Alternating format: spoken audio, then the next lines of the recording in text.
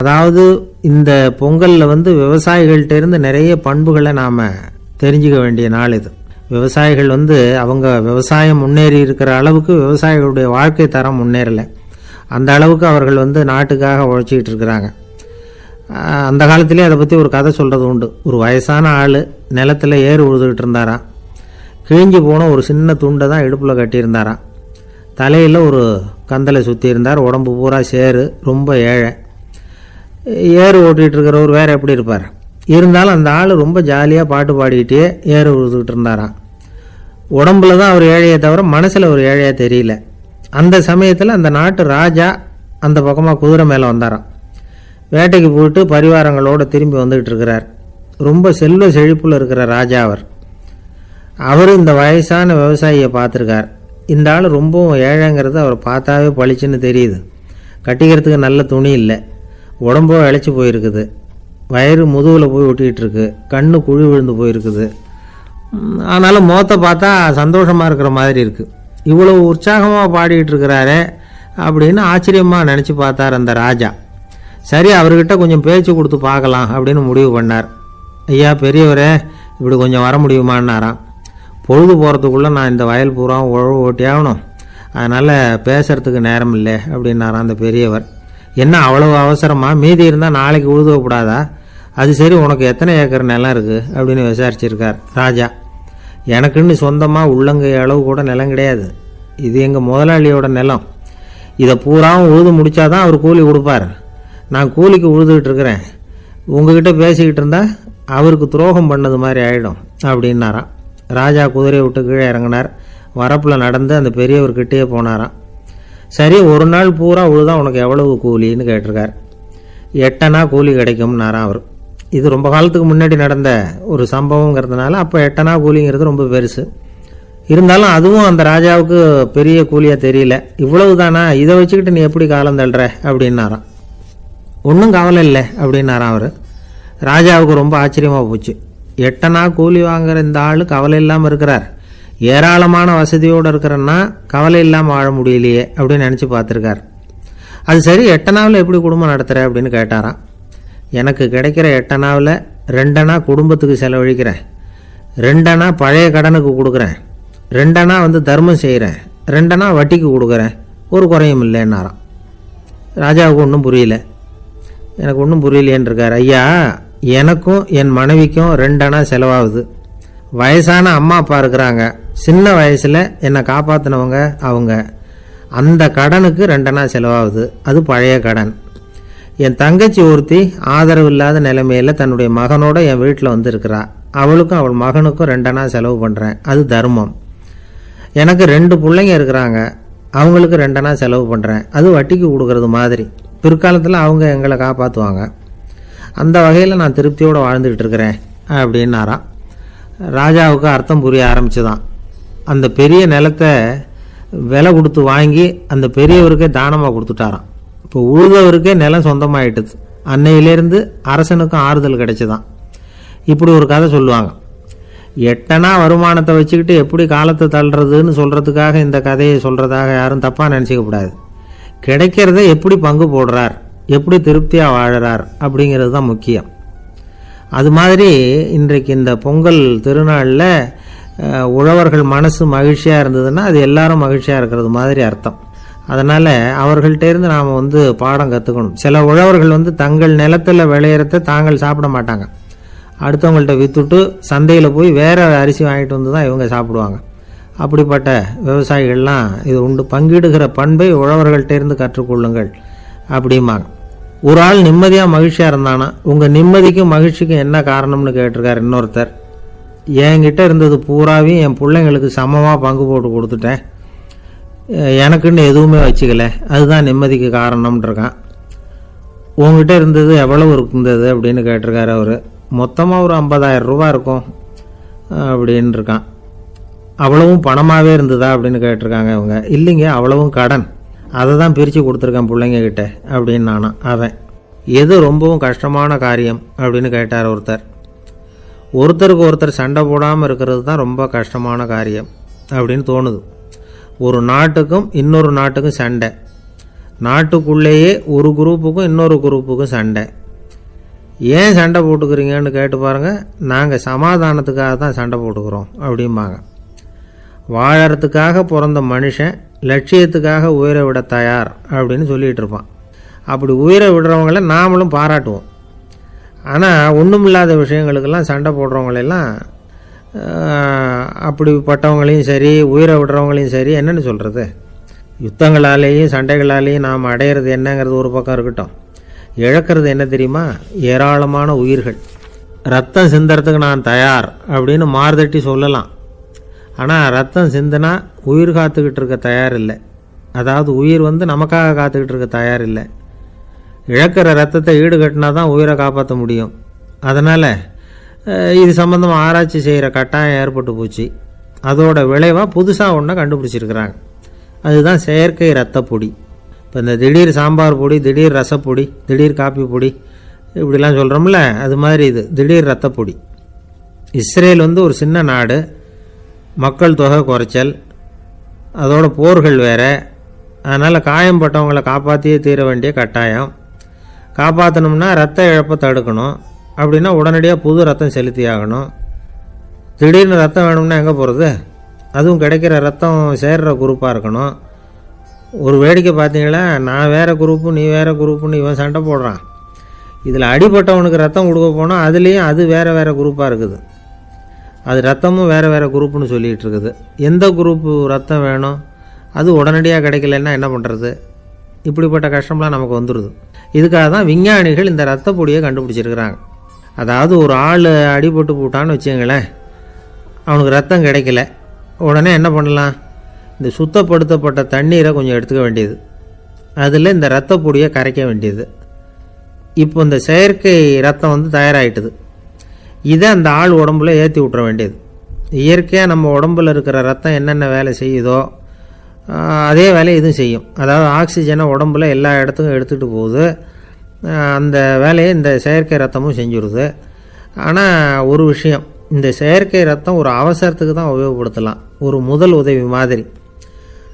அதை அப்படியே நிரந்தரமாக விட்டுற முடியாது. பின்னாடி தேவையான குரூப்பு உண்மையான ரத்தம் கிடைச்ச உடனே அதை செலுத்திக்கணும். உண்மையான ரத்தத்தை 20லேருந்து 40 நாள் வரைக்கும் தான் பாதுகாக்க முடியும். அதுவும் குளிர்பதன பெட்டியில். அதுக்குள்ளே உபயோகப்படுத்தலைன்னா அது வீணாக போயிடும். இந்த ரத்த பொடி அப்படி இல்லை, எவ்வளோ நாள் வேணும்னாலும் அப்படியே வச்சுருக்கலாம். குளிர்பதன பெட்டியும் தேவையில்லை. ஆனால் ஒன்று, இது தண்ணியில் கலந்து செயற்கை ரத்தமாக ஆக்கிவிட்டா அதோட வலு 72 மணி நேரம் தான். அதாவது 3 நாள். அதுக்குள்ளே அந்த ஆசாமியை எங்கேயாவது ஆஸ்பத்திரிக்கு தூக்கிட்டு போய் உண்மையான ரத்தத்தை கொடுத்துடணும். சண்டையில் அடிபடுறவங்க, சாலை விபத்தில் அடிபடுறவங்க, இவங்களுக்கெல்லாம் அவசரத்துக்கு கை கொடுத்து உதவுறது இந்த செயற்கை ரத்த பொடி. அதுக்கப்புறம் நாம் கொடுக்குற ரத்தம் தான் அவங்கள காப்பாற்றணும். இன்றைக்கி ரத்தத்தை தானமாக கொடுக்க தயாராக இருக்கிற நல்ல உள்ளங்கள் ஏராளம். எவ்வளவு ஆக்சிடெண்ட்டு, ஆப்ரேஷன், இதில் சம்மந்தப்பட்டவங்களை காப்பாற்றுறது நாம் தானமாக கொடுக்குற ரத்தம் தானே. ஒரு ஆக்சிடெண்ட்டு, ஒரு ஸ்கூட்டர் ஒரு ஆள் மேலே மோதி விட்டுது, பார்த்து வரக்கூடாதா அப்படின்னா அந்த ஆள், நீ தான் பார்த்து நடக்கணும், ஏன்னா 20 வருஷமாக நான் அந்த ஸ்கூட்டரை ஓட்டிகிட்டு இருக்கிறேன் அப்படின்னானா இவன். இதுக்கு அவன் சொன்னானா, நீ தான் பார்த்து ஓட்டணும், ஏன்னா 40 வருஷமாக நான் இப்படி நடந்துக்கிட்டு இருக்கிறேன் அப்படின்னானா. ஒரு ஊரில் ஒரு ராஜா இருந்தார். பெரிய அரண்மனையில் தான் இருக்கிறார். எல்லா வசதியும் இருந்தது. இருந்தாலும் அவர் எல்லாரும் சொல்கிறது எப்படி தெரியுமா? பிச்சைக்கார ராஜா. அப்படி ஒரு பேர் அவருக்கு நிலச்சி போச்சு. ஜனங்களும் சரி, மற்ற தேசங்களில் உள்ளவங்களும் சரி, அவர் அந்த பேர் சொல்லியே குறிப்பிடுறது வழக்கமாக போட்டுது. இது அவருக்கு ரொம்ப கவலையாக போச்சு. என்ன இது, நம்மளை தேடி வர்றவங்களுக்கெல்லாம் நாம் சோறு போடுறோம், நம்ம புகழ்ந்து பாடல் ஏற்றி கொண்டு வர்ற புலவர்களுக்கெல்லாம் அவங்க எப்படி வந்தாலும் ஒருவேளை சோறு போடணுங்கிறது உத்தரவு. இவ்வளவுலாம் செஞ்சும் நம்மளை போய் பிச்சைக்கார ராஜான்னு எல்லாரும் சொல்கிறாங்களே, அது ஏன், எதுக்காக இப்படி சொல்கிறாங்க? இதுதான் ராஜாவுக்கு குழப்பம். சரி, இதை பற்றி நம்ம அமைச்சர்கள்கிட்ட கேட்கலாமா அப்படின்னு யோசனை பண்ணார். இந்த விஷயத்தை போய் அவங்கக்கிட்ட எப்படி கேட்குறதுன்னு அவருக்கு தயக்கமாக இருந்தது. கௌரவ குறைச்சலாக தெரிஞ்சுது அவருக்கு. சரி, சாதாரண குடிமக்கள்கிட்ட இதை பற்றி கேட்கலாமா அப்படின்னு யோசனை பண்ணார். கேட்கலாம், ஆனால் அவங்க யாரும் ராஜா முன்னாடி நின்று தைரியமாக பேசக்கூடிய அளவுக்கு இல்லை. ராஜாவோட குழப்பம் நாளுக்கு நாள் அதிகமாக போச்சு. கடைசியாக அவர் ஒரு முடிவுக்கு வந்தார். அதாவது இதை பற்றி ஒரு பிச்சைக்காரங்கிட்டே கேட்டு பார்த்துட்டா என்ன. இதுதான் அவர் பண்ண முடிவு. உடனே மாறு வேஷம் போட்டுக்கிட்டு நகர்வலம் போனார். ஒரு பிச்சைக்காரனை கண்டுபிடிச்சார். இதை பாருப்பா, நம்ம ராஜாவை எல்லாரும் பிச்சைக்கார ராஜான்னே சொல்கிறாங்களே, அதுக்கு என்ன காரணமாக இருக்கும் அப்படின்னு கேட்டார். அதுக்கு அவன் சொல்கிறான், இதுக்கான பதிலை இன்னும் ஒரு 30 நாளில் சொல்கிறேன் அப்படின்னா. உடனே இவருக்கு சந்தோஷம். உண்மையை அவங்ககிட்ட சொன்னார். நான் வேற யாரும் இல்லை, நான் தான் இந்த நாட்டு ராஜா. இப்போ நீ என் கூடவே வந்துடும், அரண்மனையிலேயே தங்கிக்கோ. 30 நாள் கழித்து எனக்கு பதில் சொல்லிவிட்டு அதுக்கப்புறமா நீ போகலாம் அப்படின்னு சொல்லி அழைச்சிட்டு வந்துட்டார். அரண்மனையில் ஒரு மூலையில் அவன் தங்கறதுக்கு இடம் கொடுத்தார். தினம் 2 வேளையும் இவனுக்கு சோறு போடுங்க அப்படின்னு உத்தரவு போட்டார். ராஜா கொடுத்த இடத்துல போய் உக்காந்துக்கிட்டான் அந்த பிச்சைக்காரன். தினமும் அந்த அரண்மனையில் நடக்கிறதையெல்லாம் கவனிச்சிக்கிட்டு வந்தான். வேளைக்கு சாப்பாடு வரும், சாப்பிட்டுக்கிட்டு இருக்கான். இப்படி 30 நாள் முடிஞ்சுது. ராஜா வந்தார். என்ன, என்னோட கேள்விக்கு பதில் என்னன்னு கண்டுபிடிச்சிட்டியான்னார். கண்டுபிடிச்சிட்டேன்னா. என்ன எல்லாரும் பிச்சைக்கார ராஜான்னு சொல்கிறாங்களே, அது நியாயமாக படுதா உனக்குன்னு கேட்டார்.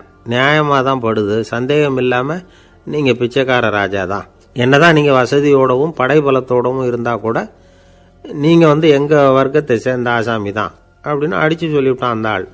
ஏனால் அப்படி சொல்கிறேன்னு கேட்டார் இவர். அரசே, ஒரு உண்மையை கண்டுபிடிச்சி சொல்கிறதா நான் உங்ககிட்ட சொன்னேன். நீங்கள் ராஜ பரம்பரைன்னா உடனே உங்கள் கழுத்தில் கிடக்கிற முத்து மாலையை கழட்டி பரிசாக கொடுத்துருப்பீங்க, பொன்னையும் மணியையும் கொடுத்துருப்பீங்க. ஆனால் நீங்கள் அப்படி செய்யலை.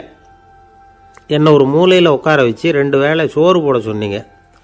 உங்களை தேடி யார் வந்தாலும், யார் பாராட்டி பேசினாலும் அல்லது பிரச்சனைகளை சொன்னாலும் நீங்கள் செய்கிற ஒரே காரியம் சோறு போடுறது தான். பிச்சைக்காரனுக்கு சோறு மட்டும்தான் உலகம். உங்கள் விஷயத்திலையும் நீங்கள் அப்படி தான் நினைக்கிறதாக தெரியுது. நல்லா கவனிங்க. எந்த ஒரு பிரச்சனைக்கும் சோறு தான் முடிவுன்னு நினைக்கிறீங்க பாருங்க. நீங்கள் சந்தேகமில்லாத எங்களை சேர்ந்த ஆளு தான் அப்படின்னு விட்டான் அந்த பிச்சைக்காரன். அதுக்கப்புறம் தான் அந்த ராஜா தன்னுடைய தவறுகளை எல்லாம் தேர்த்திக்கிட்டாராம். பசின்னு வர்றவங்களுக்கு சோறு தான் போடணும், அது தப்பு இல்லை. பாராட்ட வர்றவங்களுக்கெல்லாம் சோத்தையே போட்டு அனுப்புனா இப்படி தான் பேர் வரும். எனக்கு தெரிஞ்ச ஒருத்தர் தினமும் யாராவது ஒருத்தரை தன் வீட்டுக்கு அழைச்சிட்டு போவார், சாப்பாடு போட்டு அனுப்புவார். முன்னறிவிப்பு இல்லாமல் திடீர்னு ஒரு விருந்தாளியோட வீட்டில் போய் இவர் நிற்கிறது வழக்கம். அந்த அம்மாவும் இவருக்காக தயார் பண்ணி வச்சிருந்ததை இவர் அழைச்சிட்டு வந்திருக்கிற விருந்தாளிக்கு போட்டுருவாங்க. விருந்தாளி சாப்பிட்டுட்டு போனதுக்கப்புறம் இவர் மனைவி கிட்ட உனக்கு சிரமம் வேணாம் அப்படின்னு சொல்லிவிட்டு பக்கத்தில் உள்ள ஒரு ஹோட்டலுக்கு போய் காசு கொடுத்து சாப்பிட்டுட்டு வந்துடுவார். பல நாள் இப்படி நடக்கும். ஒரு நாள் அவரை தனியாக கூப்பிட்டுக்கிட்டு போய் ஏன் இப்படி பண்ணுறீங்கன்னு கேட்டோம். அதுக்கு அவர் சொல்கிறாரு, எங்கள் வீட்டு சாப்பாட்டிலேருந்து தப்பிக்கிறதுக்கு எனக்கு வேறு வழி எதுவும் தெரியல சார், அதனால தான் இப்படி பண்ணிகிட்டு இருக்கிறேன் அப்படின்னார் ரொம்ப பரிதாபமாக. ஒருத்தன் எப்படி நடந்துக்கிறாங்கிறத வச்சு தான் அந்த ஆள் எப்படிங்கிறத நாம் முடிவு பண்ணுறோம். ஆளுமைன்னு சொல்கிறோம்ல, அதுக்கு சூழ்நிலைகளை ஆளுகின்ற தன்மை அப்படின்னு விளக்கம் கொடுக்குறார் ஒரு உளவியல் நிபுணர். சரி, ஒரு மனிதனுடைய ஆளுமையை உருவாக்குகிற விஷயங்கள் என்னென்ன? பிறப்பு, வளர்க்கப்பட்ட விதம், படிப்பு, நண்பர்கள், சமுதாயம், இப்படி நிறைய உண்டு.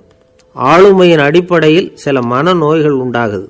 அதெல்லாம் என்னென்னங்கிறத தெரிஞ்சு வச்சுக்கிட்டோம்னா நம்ம கூட இருக்கிறவங்கள அடையாளம் கண்டுபிடிக்கிறதுக்கு அது ரொம்ப உபயோகமாக இருக்கும்.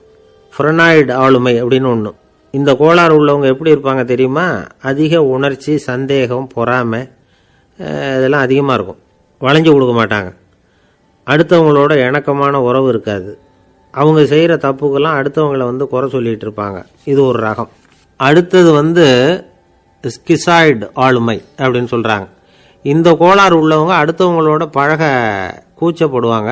சின்ன வயசுலேயே இது ஆரம்பமாயிடுது. பகல் கனவுலேயே சஞ்சரிப்பாங்க. அவங்களுடைய விரோதம், கோபம் இதை கூட வெளியில் காட்டிக்க முடியாமல் இருப்பாங்க. இவங்களுக்கு அகமுகம், பிரச்சனைகள்லேருந்து ஒதுங்கி எதுலேயும் ஈடுபாடு இல்லாதவங்களாக இருப்பாங்க. இப்படி ஒரு ரகம். அடுத்தது சைக்ளோதமிக் ஆளுமை அப்படின்னு சொல்கிறாங்க. அது என்னென்னா, உணர்ச்சிகளில் ஏற்றத்தாழ்வு அதிகமாக இருக்குமா. சில சமயம் பார்த்தா மகிழ்ச்சியாக இருப்பாங்க, சில சமயம் சோகமாக உட்காந்துருப்பாங்க. அவங்க மனநிலைக்கு தகுந்த மாதிரி சமூக நிகழ்ச்சிகளில் பங்கெடுத்துக்குவாங்க. இன்னொரு வகை என்னென்னா எண்ணப்பீடிகை ஆளுமை அப்படின்னு பேர் வச்சுருக்கிறாங்க. அதுக்கு இவங்களுக்கெல்லாம் கரெக்டாக இருக்கணும், எல்லாம் சட்டத்திட்டம் எதுலேயும் ஒரு ஒழுங்குமுறை, இப்படி எதிர்பார்க்குற மனோபாவம். இவங்க எதிர்பார்ப்புக்கும் வரன்முறைக்கும் மற்றவங்க கட்டுப்படணும்னு நினைப்பாங்க. இந்த நிலைமை நீடிச்சா என்ன ஆகும் தெரியுமா?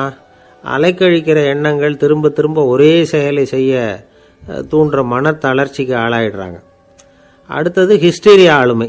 சின்ன விஷயத்தையெல்லாம் பெருசுபடுத்தி நாடகமாக்குற நடிகர்கள் இவங்க. உணர்ச்சி அதிகம் உள்ளவங்க, இவங்க மன எழுச்சியில் பக்குவமின்மை, குழந்தைத்தனம், முதிர்ச்சியின்மை எல்லாம் இருக்கும். தன்னலம் மிக்க குணம், பிறர் தன்னை மட்டுமே கவனிக்கணும்னு நினச்சி செயல்படுறது, இதெல்லாம் இவங்க அடையாளம். அடுத்த ரகம் எப்படின்னா வளர்ச்சியற்ற ஆளுமைன்னு சொல்கிறாங்க. அடுத்தவங்களோட இணங்கி போக முடியாதவங்க, அறிவு, மன எழுச்சி, சமூக உறவு இதில் எல்லாம் போதுமான வளர்ச்சியையும் நிறைவையும் பெற முடியாதவங்க, இவங்களால வாழ்க்கையில் முன்னேற முடியாது. பிச்சைக்காரங்க, குற்றவாளிகள், இவங்ககிட்ட எல்லாம் இது மாதிரியான ஆளுமை அதிகமாக இருக்குமா. அடுத்தது என்னென்னா சோர்வுடைய ஆளுமை. எதுலேயும் உற்சாகம் இல்லாமல் சோர்ந்து போயிருப்பாங்க. அதுக்கெல்லாம் நமக்கு வலிமை இல்லைப்பா அப்படின்னு சொல்லிட்டு இருப்பாங்க. சின்ன விஷயங்களுக்கெல்லாம் அதிர்ச்சி அடையிறது, வாழ்வின் சுவையை அனுபவிக்க முடியாதவங்க. இன்னொரு ரகம், இது கொதித்தெழும் ஆளுமைங்கிறாங்க. எதுக்கு எடுத்தாலும் ஆத்திரம், குரோதம், வன் செயல் இதுலாம் ஈடுபாடு, இப்படி உள்ளவங்க. நத்தை வகை ஆளுமை அப்படின்னு ஒன்று. அடுத்தவங்க மேலே விரோதம் இருக்கும், அடிக்கணுங்கிற எண்ணம் இருக்கும். ஆனால் அதை அப்படியே வெளியில் காட்டாமல் அதே சமயம் அமைதியான முறையில் வெறுப்பை வெளிக்காட்டுற ரகம். இவங்கெல்லாம் பேசாமல் கம்முன்னு இருந்துக்கிட்டே நினைச்சதை நிறைவேற்றிக்கிடுவாங்க. முன்ஜாக்கிரதை ஆளுமை அப்படின்னு ஒரு ரகமாக. பாதுகாப்பின்மை, சந்தேகம், முழுமையின்மை, அறவேக்காட்டுத்தனம் இந்த மனப்போக்கு அதிகமாக இருக்கிறதுனால அகம்பாவம், புடிவாதம், எச்சரிக்கை எல்லாம் அளவுக்கு மீறி இருக்கும். இதுவரைக்கும் நாம் பேசிக்கிட்டு இருந்த ஆளுமை பண்புகள் அளவுக்கு அதிகமாக போயிட்டுதுன்னா ஆளுமை கோளாறுகள் ஏற்படும். அதன் அடிப்படையில் மனவியாதிகள் வருமா. அதனால் இணக்கமான, எல்லாரும் விரும்புகிற இயல்பான ஆளுமையை பெறுவதற்கு நாம் முயற்சி செய்யணும் அப்படிங்கிறது மனோதத்துவ நிபுணர்களுடைய ஆலோசனை. ஒருத்தர் ஒரு மனோதத்துவ டாக்டரை தேடிட்டு வந்தாராம். டாக்டர், எனக்கு மனசில் ஏதோ வியாதி, ஆளுமை கோளாறு, அதாவது எனக்கு சீக்கிரமாக செத்து போனால் தேவையில்லைன்னு தோணுது அப்படின்னாராம். உடனே அந்த டாக்டர், சரி அப்படின்னா இங்கே இருங்க, நான் வைத்தியம் பார்க்குறேன் அப்படின்னாராம். ஆஃபீஸு முடிஞ்சு வீட்டுக்கு போகிற சமயத்தில் ஒருத்தர் கடைக்கு போய் ஸ்வீட் வாங்கினார். சரி, வீட்டுக்கு பிள்ளைங்களுக்கு தான் வாங்கிட்டு போகிறார் அப்படின்னு மற்றவங்க நினச்சாங்க. அவர் அப்படி செய்யல. அந்த இடத்துலையே பொட்டலத்தை பிரித்தார். திருட மாதிரி அப்படியே சுற்றி ஒரு தரம் பார்த்துக்கிட்டார். யாரும் தெரிஞ்சவங்க இல்லைங்கிறத முடிவு பண்ணிவிட்டு அவசரமாக அதை அப்படியே போட்டு முழுகிவிட்டு கையை தொடச்சிக்கிட்டு நல்ல பிள்ளை மாதிரி நடந்து போக ஆரம்பிச்சிட்டார். அவர் யாருன்னா, அவரோட பிரச்சனை எல்லாருக்கும் தெரியாது, சில பேருக்கு தான் தெரியும். அதாவது அவர் உடம்பில் சர்க்கரை இருக்குதுன்னு டாக்டர் சொல்லிவிட்டாராம். அதனால் வீட்டில் சர்க்கரையே இவர் கண்ணில் காட்டுறதில்ல. அதனால் இவர் யார் கண்ணிலையும் படாமல் இப்படிப்பட்ட வேலைகள்லாம் செய்கிறது வழக்கம். யாருக்கும் தெரியாமல் இப்படி ஸ்வீட்டை வாங்கி சாப்பிட்டுட்டு அவர் பாட்டுக்கு போயிடுறது. இப்படிப்பட்டவங்களுக்கெல்லாம் கொஞ்சம் ஆறுதலான தகவல் இன்றைக்கி. அது என்னென்னா, நாம் சாப்பிட்ற சர்க்கரைக்கும் நம்ம உடம்பில் உள்ள சில கோளாறுகளுக்கும் அப்படி என்ன தான் சம்மந்தம் இருக்குது. இதை பற்றி சமீபத்தில் சில ஆராய்ச்சிகள்லாம் நடந்திருக்குது. ஏன்னா சர்க்கரைன்னாவே விஷம் மாதிரி அதை பார்க்குறவங்களும் சில பேர் உண்டு. சின்ன பிள்ளைங்களுக்கு வயத்தில் பூச்சி உண்டாகிறதுலேருந்து பெரியவங்களுக்கு நீரிழிவு வர்ற வரைக்கும் எல்லாத்துக்கும் சர்க்கரை தான் காரணம்னு சொல்லிகிட்டு இருக்கிறோம். ஆனால் அந்த அளவுக்கு பயப்பட வேண்டிய அவசியம் இல்லை அப்படின்னு சொல்கிறாங்க. சர்க்கரை வியாதி, இருதய நோய், பித்த நீர்ப்பை நோய், இதெல்லாம் சில நோய்கள்லாம் நாம் சாப்பிட்ற சர்க்கரைக்கும் தொடர்பு இருக்குன்னு நினைக்கிறோம். ஆனால் அப்படி சம்பந்தம் உண்டுங்கிறதுக்கு போதுமான அளவுக்கு ஆதாரம் இல்லை அப்படிங்கிறாங்க ஆராய்ச்சியாளர்கள். ஒரே ஒரு சம்பந்தம் தான் உறுதியாக இருக்குதான். அதுவும் இந்த பல் சிதைவு அப்படின்னு இருக்கு இல்லையா, அந்த சர்க்கரை சாப்பிட்றதுக்கும் இந்த பல் சிதைவுக்கும் சம்பந்தம் இருக்குது அப்படிங்கிறத மட்டும் உறுதியாக சொல்கிறாங்க. சர்க்கரைன்னா நாம் சாப்பிட்ற ஜீனி மட்டும் இல்லை, பழம், காய்கறி, பால், தேன் இப்படி எல்லாத்துலேயும் அது இருக்குது. கேரட்டு கொடுக்குற சத்தில் 88% சர்க்கரை, ஆப்பிள் கொடுக்குற சக்தியில் 95% சர்க்கரை. இது ஜீனி சர்க்கரை, இது ஆப்பிள் சர்க்கரை அப்படிங்கிற வித்தியாசம்லாம் உடம்புக்கு கிடையாது. ரெண்டுமே உடனடியாக சக்தி கொடுக்குது. ஒரு ஸ்பூன் சர்க்கரையில் 16 கலோரி தான் சத்து இருக்குது. அதிகமாக சர்க்கரை சாப்பிட்டா நீரிழிவு வந்துருங்கிறது தப்பான ஒரு அபிப்பிராயம். டயபெட்டிஸுங்கிறது ஒரு மெட்டபாலிக் டிசார்டர், அவ்வளவுதான். அதாவது நாம் சாப்பிட்ற சர்க்கரையை நம்ம உடம்பு திறமையாக உபயோகப்படுத்திக்க முடியல அப்படின்னு அர்த்தம். அதனால தான் அதிகமாக இனிப்பு வேணாம்னு சொல்கிறோம். ஏற்கனவே உடம்பால் முடியாத ஒன்றை மறுபடியும் அது தலையில் சுமத்தி அதிகமாக வேலை வாங்க வேணாமே அப்படிங்கிறதுக்காக தான். ஆகாரத்தில் அதிகமாக சர்க்கரை இருந்தால் அதனால் உடனே சர்க்கரை வியாதி வந்துடும்ங்கிறதுக்கு விஞ்ஞான ரீதியாக போதுமான ஆதாரம் இல்லை. அதனால் எப்போவாவது அதிகமாக ஸ்வீட்டு சாப்பிட்டுட்டா ஐயோ அதிகமாக சாப்பிட்டோமோ, என்ன பண்ண போகுது தெரியலையே அப்படின்னு நினச்சி மனசை போட்டு குழப்பிக்க வேண்டியதில்லை. பொதுவாக எதுவுமே அதிகமாக வேண்டாம், எல்லாம் சீராக இருந்தால் போதும். நீரிழிவுங்கிறது புதுசாக வந்துட்ட ஒரு நோய் இல்லை, ரொம்ப காலமாகவே இருக்கிற ஒன்று தான். நம்ம முன்னோர்கள் இதை மதுமேகம் அப்படின்னு சொல்லுவாங்க. அதை கட்டுப்படுத்துறதுக்கு அவங்களே சில வழிமுறையை சொல்லி வச்சுருக்கிறாங்க. அது என்னென்னா வேறு ஒன்றும் இல்லை, இந்த பாவக்காய், முள்ளங்கி, அருகம்புல், அவ்வளவுதான். வெள்ளை முள்ளங்கி இருக்குல்ல, அதை வாரத்துக்கு 3 நாள் சாப்பிட்டுக்கிட்டு வாங்க. நூலுக்கோல் ரொம்ப நல்லது. இல்லைன்னா முள்ளங்கி சாறு 1 ounce சாப்பிட்டுட்டு வரலாம். ரத்தத்தில் சேர்கிற சர்க்கரை அளவை இதெல்லாம் கட்டுப்படுத்துது. சிறுநீரில் காணப்படுகிற சர்க்கரை அளவையும் சமநிலைப்படுத்துது. தினமும் ஆகாரத்தில் கோதுமை, கேழ்வரகு, வெந்தயம், கருவேப்பிலை, சோயாபீன்ஸ் எது கிடைக்குதோ சேர்த்துக்கலாம். இப்படிலாம் செஞ்சுக்கிட்டு வந்தால் அப்புறம் வீட்டுக்கு தெரியாமல் கடையில் போய் நின்றுக்கிட்டு ஸ்வீட் வாங்கி திருட்டுத்தனமாக சாப்பிட வேண்டிய அவசியமே உங்களுக்கு வராது. 2 ஆசாமிகள் கடற்கரையில் உட்காந்து சாவகாசமாக பேசிக்கிட்டு இருந்தாங்களாம். ஒருத்தர் சொன்னார், இன்னொருத்தருக்கு தெரியாமல் ஸ்வீட்டு சாப்பிட்றதே எப்பவும் இடைஞ்சல் தான் சார். நேற்றுக்கு பாருங்கள், அப்படி தான் சாப்பிட்டுக்கிட்டு இருந்தேன், வீட்டுக்காரி கண்ணில் போட்டுவிட்டுதோ, அதுக்கப்புறம் ஒரே ரகலையாக போச்சு அப்படின்னாராம். எனக்கு கூட அப்படி தான் சார் ஆகிட்டுது, ஒரே ரகலை அப்படின்னாராம் இன்னொருத்தர். நீங்கள் சாப்பிட்டதும் உங்கள் வீட்டுக்காரங்க கண்ணில் போட்டுவிட்டுதா சார் அப்படின்னு கேட்டிருக்கார் இவர். அதுக்கு அவர் சொன்னாராம், அப்படி இல்லை சார், கடைக்காரர் கண்ணில் போட்டுவிட்டுதோ, நான் அவருக்கு தெரியாமல் அந்த ஸ்வீட்டை அவர் கடையிலேருந்து எடுத்திருந்தேன் அப்படின்னு விளக்கம் கொடுத்தாராம் இந்த ஆள். ஒருத்தர் முகத்தை தொங்க போட்டுக்கிட்டு ஒரு மாதிரியாக வந்தார். என்ன விஷயம்னு விசாரித்தேன். என்னுடைய நண்பன் ஒருத்தங்கிட்ட கருத்து வேறுபாடு, இனிமேல் நமக்குள்ளே எந்த சம்மந்தமும் வேணாம்னு நட்பை முறிச்சிட்டு வந்துட்டேன்னா. நண்பர்கள்னு இருந்தால் கருத்து வேறுபாடு வரத்தான் செய்யும்னு. கருத்து வேறுபாடு வராமல் இருக்கிறதுக்கு ஏதாவது வழி உண்டா அப்படின்னு கேட்டாங்க. அதை பற்றி நிபுணர்கள் சில யோசனைகளை சொல்லியிருக்கிறாங்கன்னு. முதல் விஷயம் என்னென்னா, உங்கள் நண்பனுக்கு ஒரு செய்தி சொல்லணும்னா அதை நீங்களே நேரடியாக சொல்லுங்கள், அல்லது உங்கள் கைப்பட கடிதம் எழுதுங்க. அதாவது நேரடி தொடர்பு முக்கியம். அதை விட்டுட்டு இன்னொருத்தர் மூலமாக நண்பர்களுக்கு செய்தி அனுப்புனா நீங்கள் சொல்கிற செய்தி அப்படியே போய் சேராது, அது சேதமாயிடும். கூட்டி குறைச்சி சொல்லிவிடுவாங்க, அது குழப்பத்தில் கொண்டாந்து விட்டுரும். இது ஒரு யோசனை. 2வது யோசனை என்னென்னா, நீங்கள் ஒரு நல்ல காரியத்தை செய்யும் பொழுது உங்கள் நண்பரையும் சேர்த்துக்குங்க, அவருக்கும் அதில் ஒரு ஈடுபாட்டை உருவாக்குங்க. 3வது யோசனை, நம்ம பக்கத்தில் இருக்கிற நண்பர் மகிழ்ச்சி அடைகிற மாதிரி ஏதாவது செய்யணும். சின்ன சின்ன செயல்களாக இருந்தாலும் பரவாயில்ல, அவர் நமக்கு எதுவும் செய்யலையே, நாம் எதுக்கு செய்யணும் அப்படின்னு நினச்சிக்கிட்டு இருக்கக்கூடாது. 4வது யோசனை என்னென்னா, உங்களுக்கு ஒரு பிரச்சனையா அல்லது உங்கள் நண்பருக்கு ஒரு பிரச்சனையா, எதுவாக இருந்தாலும் 2 பேரும் சேர்ந்து உட்காந்து ஆலோசனை பண்ணுங்கள். நம்ம யோசனையும் கேட்கப்படுதே அப்படிங்கிற நினைப்பே அவருக்கு ஒரு மன நிறைவை உண்டாக்குமா. 5வது யோசனை, உங்கள் நண்பர் ஏதோ ஒரு காரியத்தை செய்கிறார், நீங்கள் உடனே அவசரப்பட்டு நீ செய்கிறது தப்புன்னு தீர்ப்பு சொல்லக்கூடாது. அவர் அதை செய்யறதுக்கான நியாயங்கள் எவ்வளவோ இருக்கும், அதை புரிஞ்சுக்கிறதுக்கு முயற்சி பண்ணணும். 6வது யோசனை, உங்கள் நண்பர் என்ன சொன்னாலும் அதை பொறுமையாக கேளுங்க. அவர் சொல்கிறத புரிஞ்சுக்கணும், அவர் சொல்ல விரும்புகிறத புரிஞ்சுக்கணும், அவர் சொல்ல முடியாமல் தவிக்கிறதையும் புரிஞ்சுக்கணும். இப்படி 3 விதமாகவும் அவரை புரிஞ்சுக்கிட்டு அதுக்கு தகுந்த மாதிரி செயல்படணும். 7வது யோசனை என்னென்னா, உங்கள் நண்பர் உங்ககிட்ட ஏதோ ஒரு கருத்தை சொல்கிறார், அது உங்களுக்கு பிடிக்கல, அதுக்காக உடனே நீ சொல்கிறது சரியில்லை, நான் ஒத்துக்க மாட்டேன் அப்படின்லாம் மறுத்துக்கிட்டு இருக்கக்கூடாது. அவர் சொல்கிறத கேட்கணும், பொறுமையாக சிந்திக்கணும், அதுக்கப்புறம் பதில் சொல்லணும். இப்படிலாம் நடந்துக்கிட்டால் நண்பர்களுக்குள்ள கருத்து வேறுபாடு வர்றதுக்கு வாய்ப்பே இருக்காது அப்படின்னு வல்லுநர்கள் தொகுத்து சொல்லியிருக்கிறாங்க இந்த யோசனைகளை. எனக்கு தெரிஞ்ச சில நண்பர்கள் உண்டு, அவங்களுக்குள்ளேயும் கருத்து வேறுபாடுகள் வராமல் இருக்கிறதுக்கு சில நுட்பங்களை கையாளுறது உண்டு. ஒருத்தர் சொன்னார், அந்த டாக்டர் சின்ன வயசுலேருந்து என் கூட பழகினவர், நாங்கள் 2 பேரும் இணை பிரியாத நண்பர்கள். இருந்தாலும் எனக்கு உடம்பு சரியில்லைன்னா நான் அவர்கிட்ட வைத்தியம் பார்த்துக்க மாட்டேன் அப்படின்னார் ஒருத்தர். ஏன் அப்படின்னு கேட்டேன். எங்கள் நட்பு கெட்டுப்போடக்கூடாது இல்லையா, அதனால தான் அப்படின்னார் இவர். ஒரு மனுஷனுக்கு 3 விதத்தில் கர்வம் உண்டாகிறதுக்கு வாய்ப்பு உண்டு.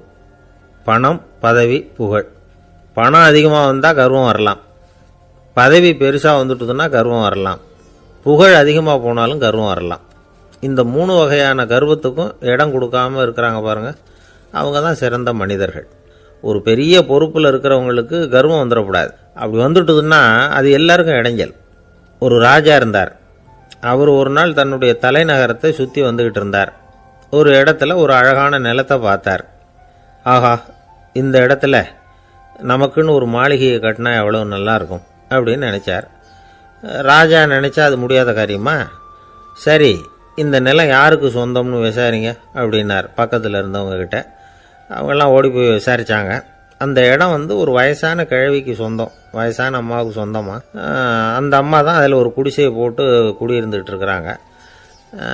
சரி, அந்த நிலத்துக்கு வந்து ஒரு விலையை நிர்ணயம் பண்ணி அதை அந்த வயசான அம்மாக்கிட்ட கொடுத்துருங்கோ அப்படின்னு உத்தரவு போட்டார் ராஜா.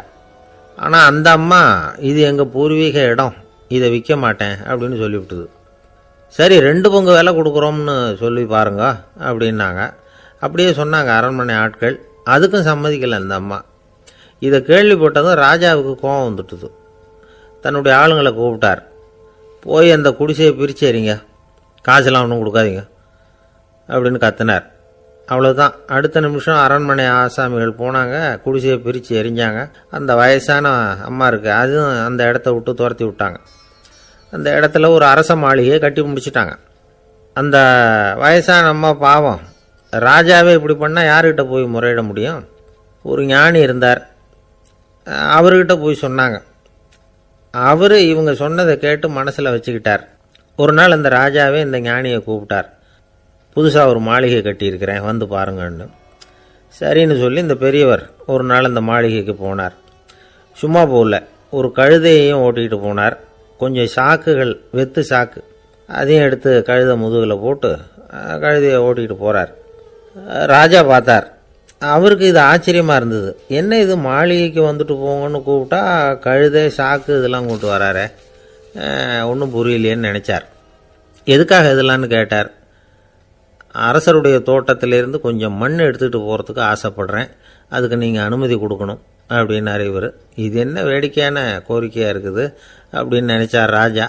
இருந்தாலும் மண்ணு தானே கேட்குறாரு, எடுத்துகிட்டு போகட்டுமே அப்படின்னு நினச்சார். சரின்னு அனுமதி கொடுத்தார்.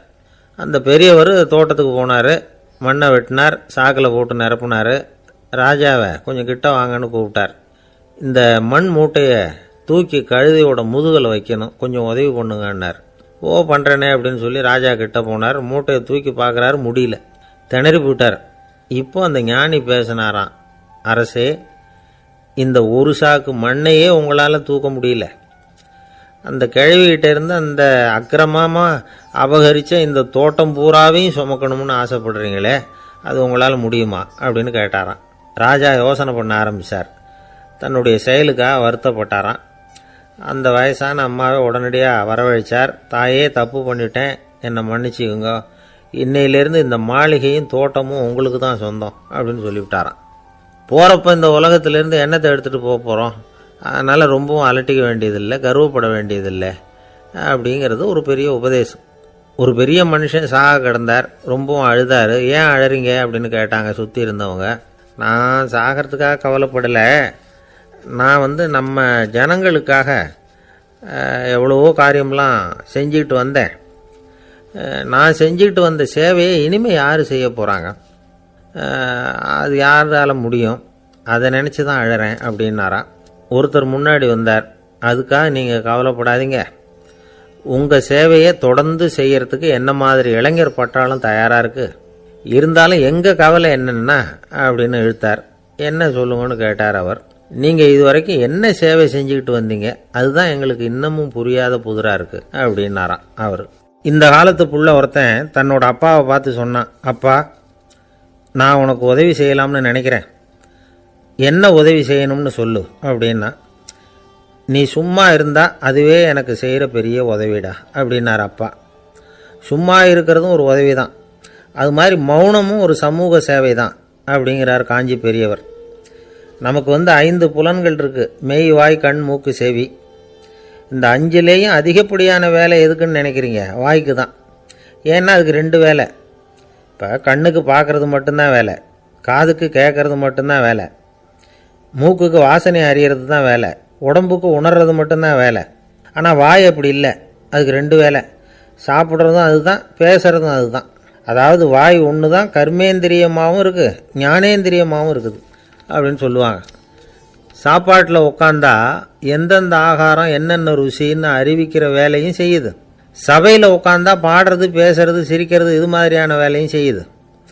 இன்னொரு வித்தியாசம், கண்ணு, காது, மூக்கெல்லாம் ஸ்ட்ரெயின் பண்ணிக்கிட்டு வேலை செய்கிறதில்ல. ஒரு ரோஜா பூ பார்த்தா உடனே மூக்கு அப்படியும் இப்படியும் அசைய ஆரம்பிக்கிறது இல்லை. ஒரு சங்கீதத்தை கேட்ட உடனே காது ஆட ஆரம்பிக்காது. ஆனால் வாய் அப்படி இல்லை, அது பேசினாலும் சரி சாப்பிட்டாலும் சரி அசைஞ்சு தான் ஆகணும்.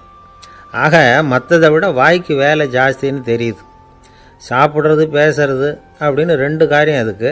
இப்படி 2 காரியம் இருக்கிறதுனால அது 2ஐயும் பாதியாக குறைச்சிக்கணுங்கிறது கடவுள் அபிப்பிராயமாக இருக்கணும் அப்படிங்கிறார் காஞ்சி பெரியவர். ஆனால் இப்போ நாம் அப்படியே நடந்துக்கிறோம், அதுக்கு நேர்மாறாக நடந்துக்கிறோம். நாம் சாப்பிட்றதும் அதிகம், பேசுகிறதும் அதிகம், 2 வேலையையும் தேவைக்கு அதிகமாகவே செய்கிறோம். வாய் தான் ரொம்ப ஓவர் ஒர்க்குடு. அதுக்கு ஓய்வு கொடுத்தா உடம்பும் நல்லாயிருக்கும், உலகமும் நல்லாயிருக்கும். மௌன விரதம் இருக்கிறதெல்லாம் எதுக்காக நினைக்கிறீங்க? இதுக்காக தான். இந்த காலத்தில் மௌனமாக இருக்கிறவங்கெல்லாம் மகத்தான தொண்டு செய்கிறாங்க அப்படின்னு தான் சொல்லணும். சத்தம் அதிகமாக போய் தான் சவுண்டு பொல்யூஷன் வருது. அது மட்டும் இல்லை, மௌனமாக இருந்தால் சண்டை சச்சரவே வராது. மௌனம் கலக நாஸ்தி. ஆக இதுவும் ஒரு சமூக சேவை தான். நமக்கு தான் வாய் இருக்குதேங்கிறதுக்காக வசமாக சாப்பிட்றதும் தப்பு, வளவளன்னு பேசுகிறதும் தப்பு. ஒரு கருத்தை சொல்கிறதுக்கு ஒரே ஒரு சொல்லு போதும் அப்படின்னு இருக்கும்பொழுது 2 சொற்களை செலவு பண்ணாதே. எவ்வளவு சொன்னாலும் அதனால் ஒரு பயனும் விளையாது அப்படின்னு தெரிய வருமேயானால் அந்த ஒரு சொல்லையும் விரயம் பண்ணாதே அப்படிங்கிறார் ஒரு அறிஞர். எல்லா குணங்கள்லேயும் மௌனம்தான் சிறந்தது அப்படிங்கிறார் ஒருத்தர். மௌனமாக இருக்கிறது மூலமாக மற்றவர்கள் குறைகளை நம்மால் தெரிஞ்சிக்க முடியும். அதே சமயத்தில் நம்மகிட்ட இருக்கிற குறைகளை மற்றவங்களுக்கு தெரியாமல் மறைச்சிக்கவும் முடியுங்கிறார் அவர். உண்மைதானே? ஒரு பெரிய மேடை பேச்சாளர், பொது வாழ்க்கையில் 25 வருஷ காலமாக ஈடுபட்டிருக்கிறவர். அவர் மனைவி ஒரு நாள் சொன்னாங்க, எங்கள் வீட்டுக்காரர் 25 வருஷ காலமாக பொது வாழ்வில் ஈடுபட்டிருந்தா கூட இந்த மாதம் 10ஆம் தேதியிலிருந்து தான் மக்களுக்கு சேவை செய்ய ஆரம்பிச்சிருக்கார் அப்படின்னாங்க ரொம்ப பெருமையாக. 10ஆம் தேதிக்கு அப்படி என்ன விசேஷம் அப்படின்னு கேட்டோம். அன்னையிலேருந்து தான் அவர் மேடையில் பேசுகிறத நிறுத்தினார் அப்படின்னாங்க அந்த அம்மா. ஒரு நண்பர் அவசரமாக என்கிட்ட ஓடி வந்தார். அப்புறம் சொன்னார், என்னால் நம்பவே முடியல சார், என் பையனை அப்படி அப்படின்னு சொல்லி ஆச்சரியப்பட்டார். உங்கள் பையன் அப்படி என்னதான் செஞ்சுட்டான் அப்படின்னு கேட்டேன். என்னால் முடியாத ஒரு காரியத்தை அவன் செஞ்சுட்டான் சார் அப்படின்னார். அது என்னன்னு தான் சொல்லுங்களேன். என்ன 5ஆவது வகுப்பில் அவன் ஒரே தடவையில் தேறிட்டான் சார், அதாவது ஒரே அட்டம்ப்டில் பாஸ் ஆகிருக்கான் அப்படின்னார் மூச்சு வாங்க. கஷ்டப்பட்டு பரீட்சை எழுதுனது அவன், இவருக்கு ஏன் மூச்சு வாங்குது? நம்மால் செய்ய முடியாத ஒரு காரியத்தை இன்னொருத்தர் செய்யும் பொழுது அது நமக்கு ஆச்சரியமாக இருக்குது. சர்க்கஸ் பார்க்குறோம், ஒருத்தர் அந்த இடத்துல தொங்குறார், அது நமக்கு ஆச்சரியம். ஏன்னா அது நம்மால் முடியாத காரியம். நம்மால் முடியாத ஒன்றை அடுத்தவர் எளிதாக செய்யும் பொழுது நாம் மருள்வது இயற்கை. இதை தான் தொல்காப்பியம் மருட்கை அப்படின்னு சொல்லுது. இந்த வியப்பு இருக்குதே, இது 4 வகையில் ஏற்படுறதாக தொல்காப்பியம் சொல்லுது. அது என்ன 4 வகை? முதல் வகை எப்படின்னா புதுமையான அரிய செயல்களை செய்கிறது. 2வது வகை என்னன்னா பெரும் செயல்களை செய்கிறது. 3வது வகை என்னன்னா மிக நுட்பமான செயல்களை செய்கிறது. 4வது வகை என்னன்னா ஆக்கம் தரும் செயல்களை செய்கிறது. புதுமை, பெருமை, சிறுமை, ஆக்கமோடு மதினம் சாலா மருட்கை 4 அப்படிங்கிறது தொல்காப்பியம். இன்னைக்கு விஞ்ஞானம் புதுசு புதுசாக எதையோ கண்டுபிடிக்குது. ஆரம்பத்தில் அது ஆச்சரியமாக இருக்குது, அப்புறம் அது நமக்கு பழகி போடுது. வானொலி பெட்டி புதுசாக வந்தப்போ ஒரு பெட்டி பேசுதுங்கிறது எவ்வளோ பெரிய ஆச்சரியம். இப்போ யாரும் அதை ஆச்சரியமாக பார்க்கறதில்ல. மதினம் சாலா மருட்கை அப்படின்னு ஒரு சொற்றொடர் வருது பாருங்க, அதில் கருத்தாழம் உண்டு. எதை பற்றியும் போதுமான அளவு புரிந்து கொள்ளாத போது ஒருத்தர் ஆச்சரியப்படுறார். புரிந்து கொண்ட பிறகு ஆச்சரியம் மறைஞ்சு போடுது. மிக நுட்பமான செயல்களும் நம்ம ஆச்சரியப்பட வைக்கும். ஒரு அரிசியில் ஒரு திருக்குறளை எழுதி காட்டுறாங்க, ஒரு முட்டை ஓட்டுக்குள்ளே ஓவியம் தீட்டி காட்டுறாங்க. கருங்கல் சிற்பங்களில் எவ்வளவு நுட்பமான வேலைப்பாடுகளை எல்லாம் பார்த்து ஆச்சரியப்படுறோம். இது மாதிரி ஆக்கப்பூர்வமான அரிய செயல்களை செய்கிறது கூட வியப்பை உண்டு பண்ணும். குப்பை கூலங்களை கூட வாழ்க்கைக்கு பயன்படுகிற பொருளாக மாற்றுகிறவர்கள் இருக்காங்க, அவர்களுடைய செயல் வியப்பு அளிக்குது. இடைக்காட்டு சித்தர் பாடின 30 நூலில் வர்ற ஒரு பாடல், ஆற்றல் பிறர் அறிதலின் அகம் கிளர்வு உறுதலின் கற்று அறி பாணர் கழுமிய கோடலின் தோற்றம் உருகவே போற்றல் சால் வியப்பே. ஒருத்தருடைய ஆற்றல் தெரியாமல் இருந்தது, அவருடைய அரிய செயலை பார்க்கும் பொழுது வியப்பாக இருந்தது, மனசுக்குள்ள கிளர்ச்சி. பாவலர்கள் இவர்களுடைய புகழை பாடி மற்றவர்களும் தெரிந்து கொள்ளுமாறு செய்கிறார்கள் அப்படிங்கிறது தான் ஒரு யதார்த்தமான உண்மை. ஆக எல்லா வகையிலும் மக்கள் தங்களுடைய வாழ்க்கையில் முன்னேறுவதற்கான வழிகாட்டுகிற ஒரு மெய்ப்பாடு தான் வியப்புங்கிறது. இந்த காலத்தில் நம்ம எப்படியெல்லாம் ஆச்சரியப்பட வைக்கிறாங்க. ஒரு ஆளை பிடிச்சி ஜெயிலில் கொண்டு வந்தாங்க. ஜெயில் அதிகாரி அவனை ரொம்ப ஆச்சரியமாக பார்த்தாரான். இவன் கேட்டான், ஏன் சார் அப்படி பார்க்குறீங்க, நான் இப்போ இங்கே வர்றது உங்களுக்கு ஆச்சரியமாக இருக்குதா அப்படின்னு கேட்டிருக்கான். இதுக்கு ஜெயில் அதிகாரி சொல்லியிருக்கார், நீ இப்போ இங்கே வந்ததில் எனக்கு ஒன்றும் ஆச்சரியம் இல்லைப்பா, ஏற்கனவே நீ இங்கேருந்து விடுதலையாகி போய் 6 மாதம் ஆச்சு, இவ்வளவு லேட்டாக வர்றியே அதுதான் எனக்கு ஆச்சரியமாக இருக்குது அப்படின்னாராம். ஒருத்தர் ஒரு தவறு செஞ்சு விடுறாருன்னு வச்சுக்கோங்க, உடனே நீ செஞ்சது தவறு அப்படின்னு சொல்கிறது ஒரு வகை. அதுக்கு பதிலாக எது சரின்னு அவர் புரிந்து கொள்ள உதவி செய்கிறது இன்னொரு வகை. இந்த 2வது வகை இருக்குது பாருங்கள், நிர்வாக இயலில் இது ரொம்ப முக்கியம். அலுவலகத்தில் வேலை பார்க்குற ஒருத்தர் முக்கியமாக தெரிஞ்சுக்க வேண்டியது என்ன தெரியுமா?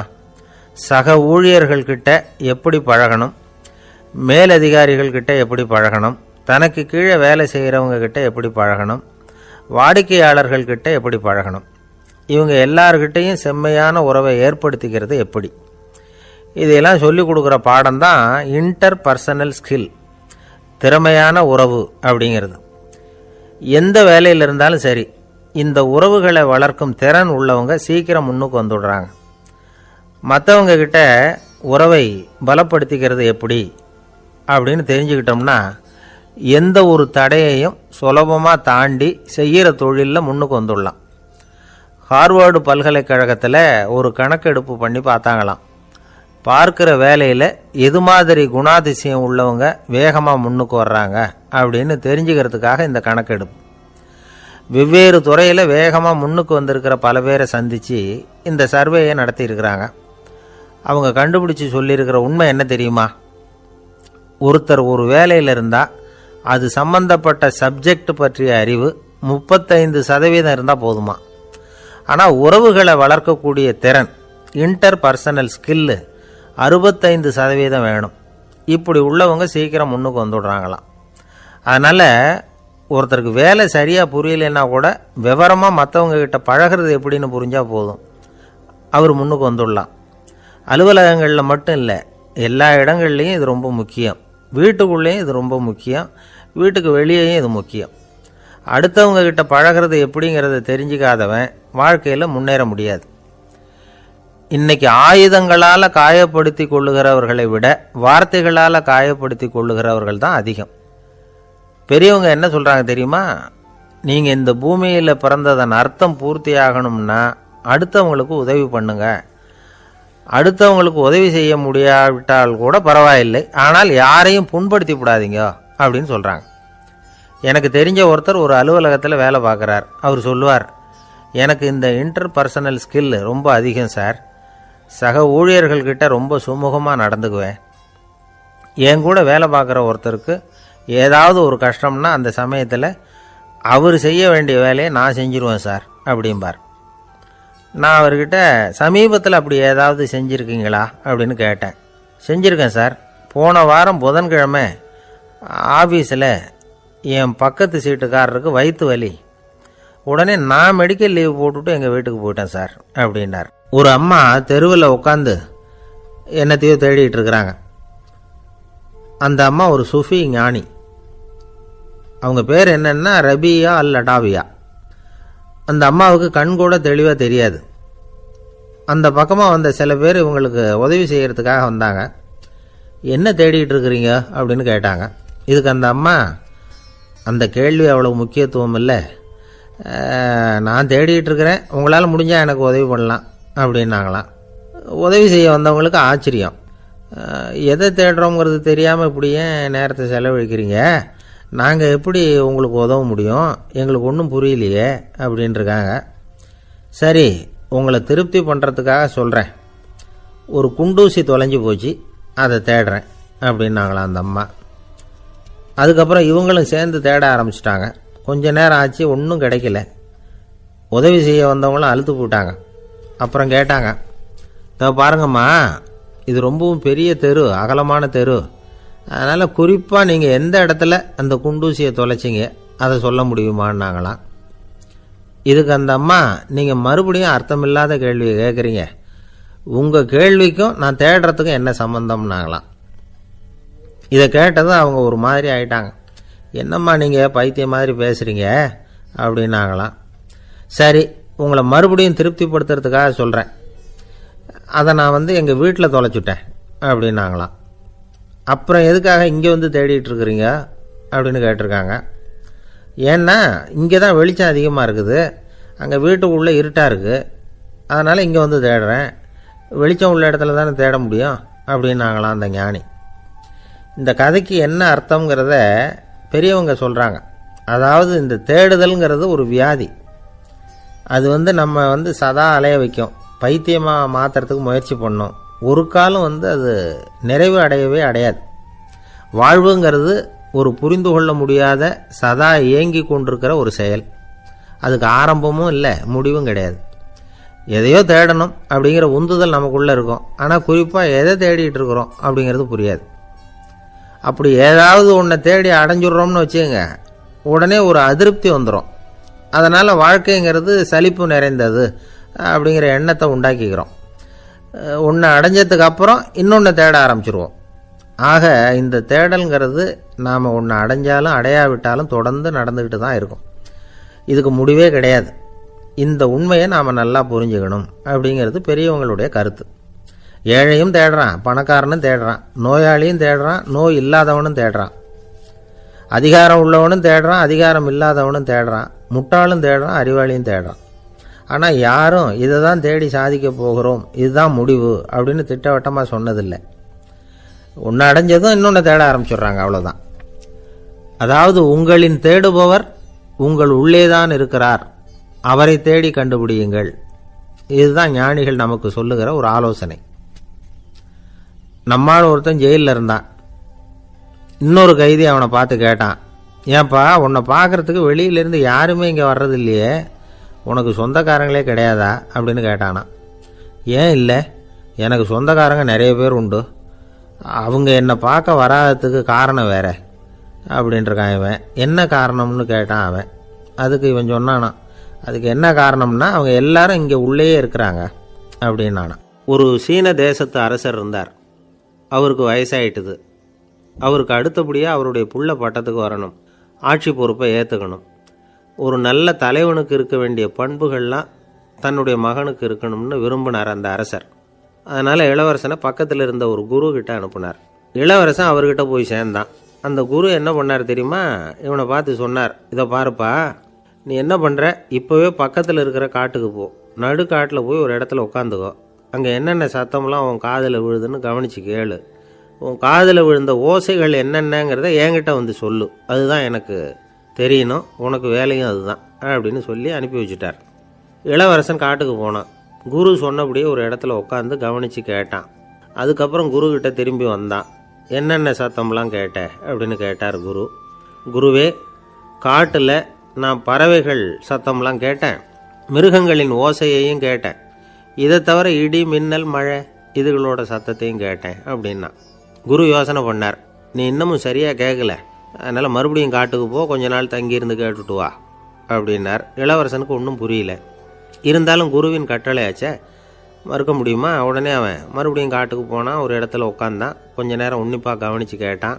சில நாள் கழித்து குருக்கிட்ட திரும்பி வந்தான். குருவே, இந்த தடவை சில துல்லியமான சத்தங்களை எல்லாம் கேட்டான். தேனீ பறக்கிற சத்தம், நீரோடையின் மெல்லிய ஓசை, இதெல்லாம் கேட்டேன்னா. குரு சிரிச்சார். நீ மறுபடியும் காட்டுக்கு போ, இன்னும் சில நாள் அங்கே இரு, முழுமையாக கவனமாக கேட்டுக்கிட்டு வா அப்படின்னு சொல்லி அனுப்பி வச்சுட்டார். இளவரசனுக்கு குழப்பம் அதிகமாயிட்டுது. ஒன்றுமே புரியல. மறுபடியும் காட்டுக்கு போனான். மௌனமாக ஒரு இடத்துல உட்காந்துட்டான். அப்படியே தியானத்தில் ஆழ்ந்துட்டான். சில நாளில் அவனுக்கு இதுவரை கேட்காத ஓசைகள்லாம் கேட்க ஆரம்பிச்சிட்டுது. இதைத்தான் நான் கேட்கணும்னு என்னுடைய குரு எதிர்பார்த்துருக்கிறாருங்கிறத புரிஞ்சுக்கிட்டான். உடனே குரு கிட்ட ஓடனான். குருவே, இந்த தடவை காதுகளுக்கு கேட்க முடியாத சில ஓசைகளை கூட என்னால் உணர முடிஞ்சுது. பூ மலருகிற ஓசை, சூரியனால் பூமி சூடாகிறப்போ எழுகிற ஓசை, காலை பனித்துளியை இந்த புல்லுலாம் குடிக்கிற ஓசை, இது எல்லாம் என்னால் நல்லா கேட்க முடிஞ்சுது அப்படின்னா. குருவுக்கு இப்போ தான் திருப்தி ஏற்பட்டு தான் இளவரசனை பார்த்து சொன்னார், இதை பாருப்பா, இப்போ தான் நாட்டை ஆளுகிற தகுதி உனக்கு வந்திருக்குது அப்படின்னு சொல்லி அதுக்கு விளக்கமும் கொடுத்தாராம். எந்த அரசன் தன்னுடைய மக்களின் எதையும் பேசுகிற மௌன மொழியை, மௌன வார்த்தைகளை கேட்குறானோ அவன்தான் ஆள தகுதி உள்ளவன். எந்த அரசன் தன்னுடைய மக்களின் உணர்ச்சிகளை உண்மையாக உணர்றானோ அவன்தான் முதன்மையான அரசன். போலி வார்த்தைகளை மட்டும் கேட்டுட்டு பல மௌன ராகங்களை காதில் வாங்கிக்காதவன் அரசனே இல்லை. எந்த நாட்டில் எப்போ ஒரு அரசன் தன்னுடைய மக்களின் உணர்ச்சிகளை கேட்க மறுக்கிறானோ அன்னையிலிருந்தே அந்த நாடு அழிய தொடங்குது அப்படின்னு அர்த்தம். இதுதான் அந்த குரு இளவரசனுக்கு போதிச்சது. வாயால் பேசுறத மட்டும் கேட்டு ஏமாறக்கூடாது, உணர்ச்சிகளையும் கேட்கறதுல தான் மனப்பக்குவம் உண்டாகும். மக்கள் உணர்ச்சிகளை புரிந்து கொள்ளாத அரசர்கள் நீடிச்சிருக்க முடியாது. அது மாதிரி நாடுகளில் அடிக்கடி குழப்பம் தான் உண்டாகும். அப்படி இருந்தால் அடிக்கடி ஆட்சி மாறிட்டு இருக்கும். அப்படிப்பட்ட ஒரு தேசம், அங்கே ஒரு சிறைச்சாலையில் 3 கைதிகள் பேசிக்கிட்டு இருந்தாங்க. ஒருத்தன் சொன்னான், நான் இந்த நாட்டு ராஜாவை எதிர்த்து பேசிக்கிட்டு இருந்தேன், அதனால் என்னை பிடிச்சி கொண்டாந்து இங்கே போட்டுட்டாங்க அப்படின்னா ஒருத்தன். இன்னொருத்தன் சொன்னான், நான் இந்த நாட்டு ராஜாவை ஆதரித்து பேசிக்கிட்டு இருந்தேன், அதனால் என்னை பிடிச்சி கொண்டாந்து இங்கே தள்ளிவிட்டாங்க அப்படின்னா. அது சரி, நீ என்ன தப்பு பண்ண அப்படின்னு சொல்லி 3வது ஆளை பார்த்து இவங்க கேட்டாங்க. அதுக்கு அந்த ஆள் சொல்கிறான், நான் தான் இந்த நாட்டு ராஜா அப்படின்னானா. ஒரு ஆசாமி வேகமாக ஓடிக்கிட்டு இருந்தான். ஏன் இப்படி ஓடுறேன்னு கேட்டார் இன்னொருத்தர். அங்கே ஒரு ஆள் அடிபட்டு கிடக்கிறான், அதை பார்த்தேன், உடனே ஓடுறேன்னா. எங்கேன்னு கேட்டார். ஆஸ்பத்திரிக்குன்னா. ஒரு ஆள் அடிபட்டு கிடக்கிறத பார்த்தா உடனடியாக நாம் செய்ய வேண்டியது முதல் உதவி, அதுக்கப்புறம் தான் ஆஸ்பத்திரி. இன்றைக்கி விபத்துங்கிறது சர்வசாதாரணமாக நடந்துக்கிட்டு இருக்குது. வாகன விபத்து, வெடிகுண்டு விபத்து, தீ விபத்து, கட்டடம் சரியறது, பூகம்பம், இப்படி நிறைய நடக்குது.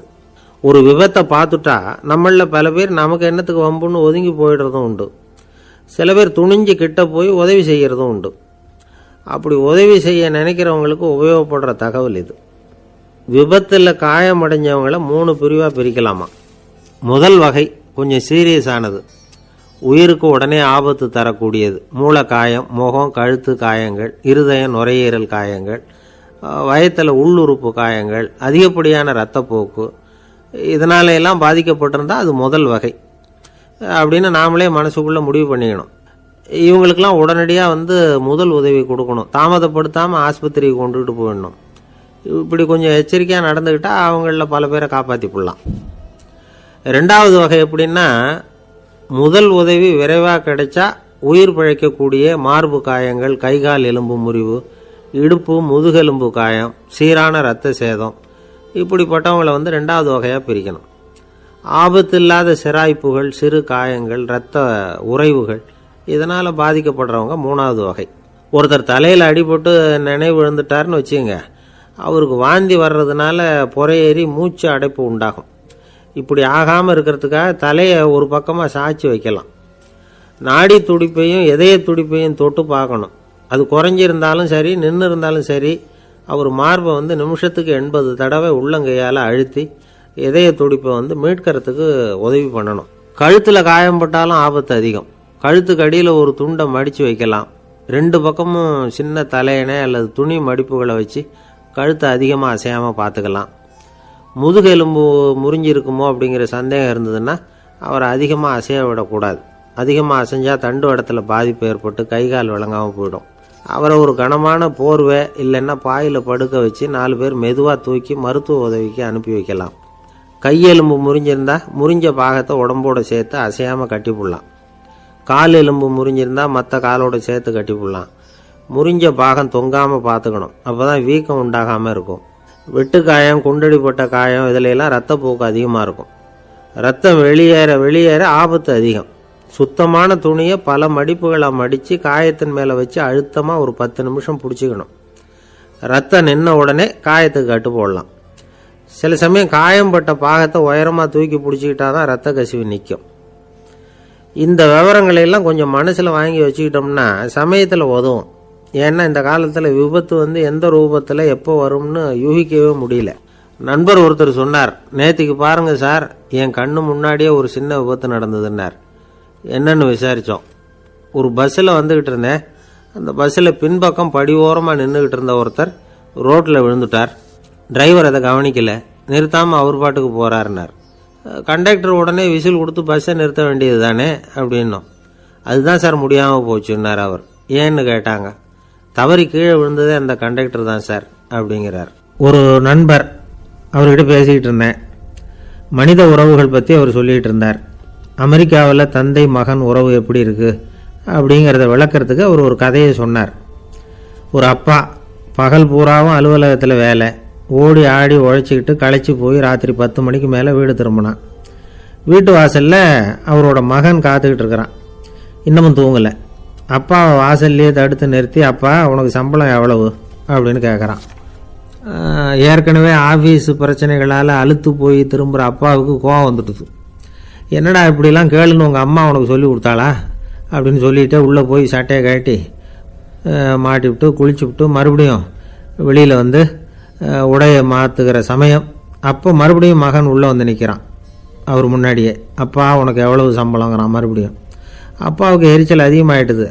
மணிக்கு $20 போதுமா அப்படின்னார். அப்படின்னா எனக்கு ஒரு $10 தர முடியுமான்னா மகன். இதுக்கு தான் என் சம்பளம் எவ்வளவுன்னு கேட்டியா? 2ஆம் வகுப்பு படிக்கிற உனக்கு எதுக்குடா $10 அப்படின்னு கத்திவிட்டு தொலைக்காட்சி பெட்டியின் முன்னாடி போய் உட்காந்துக்கிட்டு ஏதோ நிகழ்ச்சியை பார்க்க ஆரம்பிச்சிட்டார். கொஞ்ச நேரம் கழித்து மறுபடியும் மகன் வந்து நிற்கிறான். அப்பா ப்ளீஸ் எனக்கு ஒரு $10 கொடுக்க முடியுமா? மகனுடைய கண்களில் கண்ணீர்.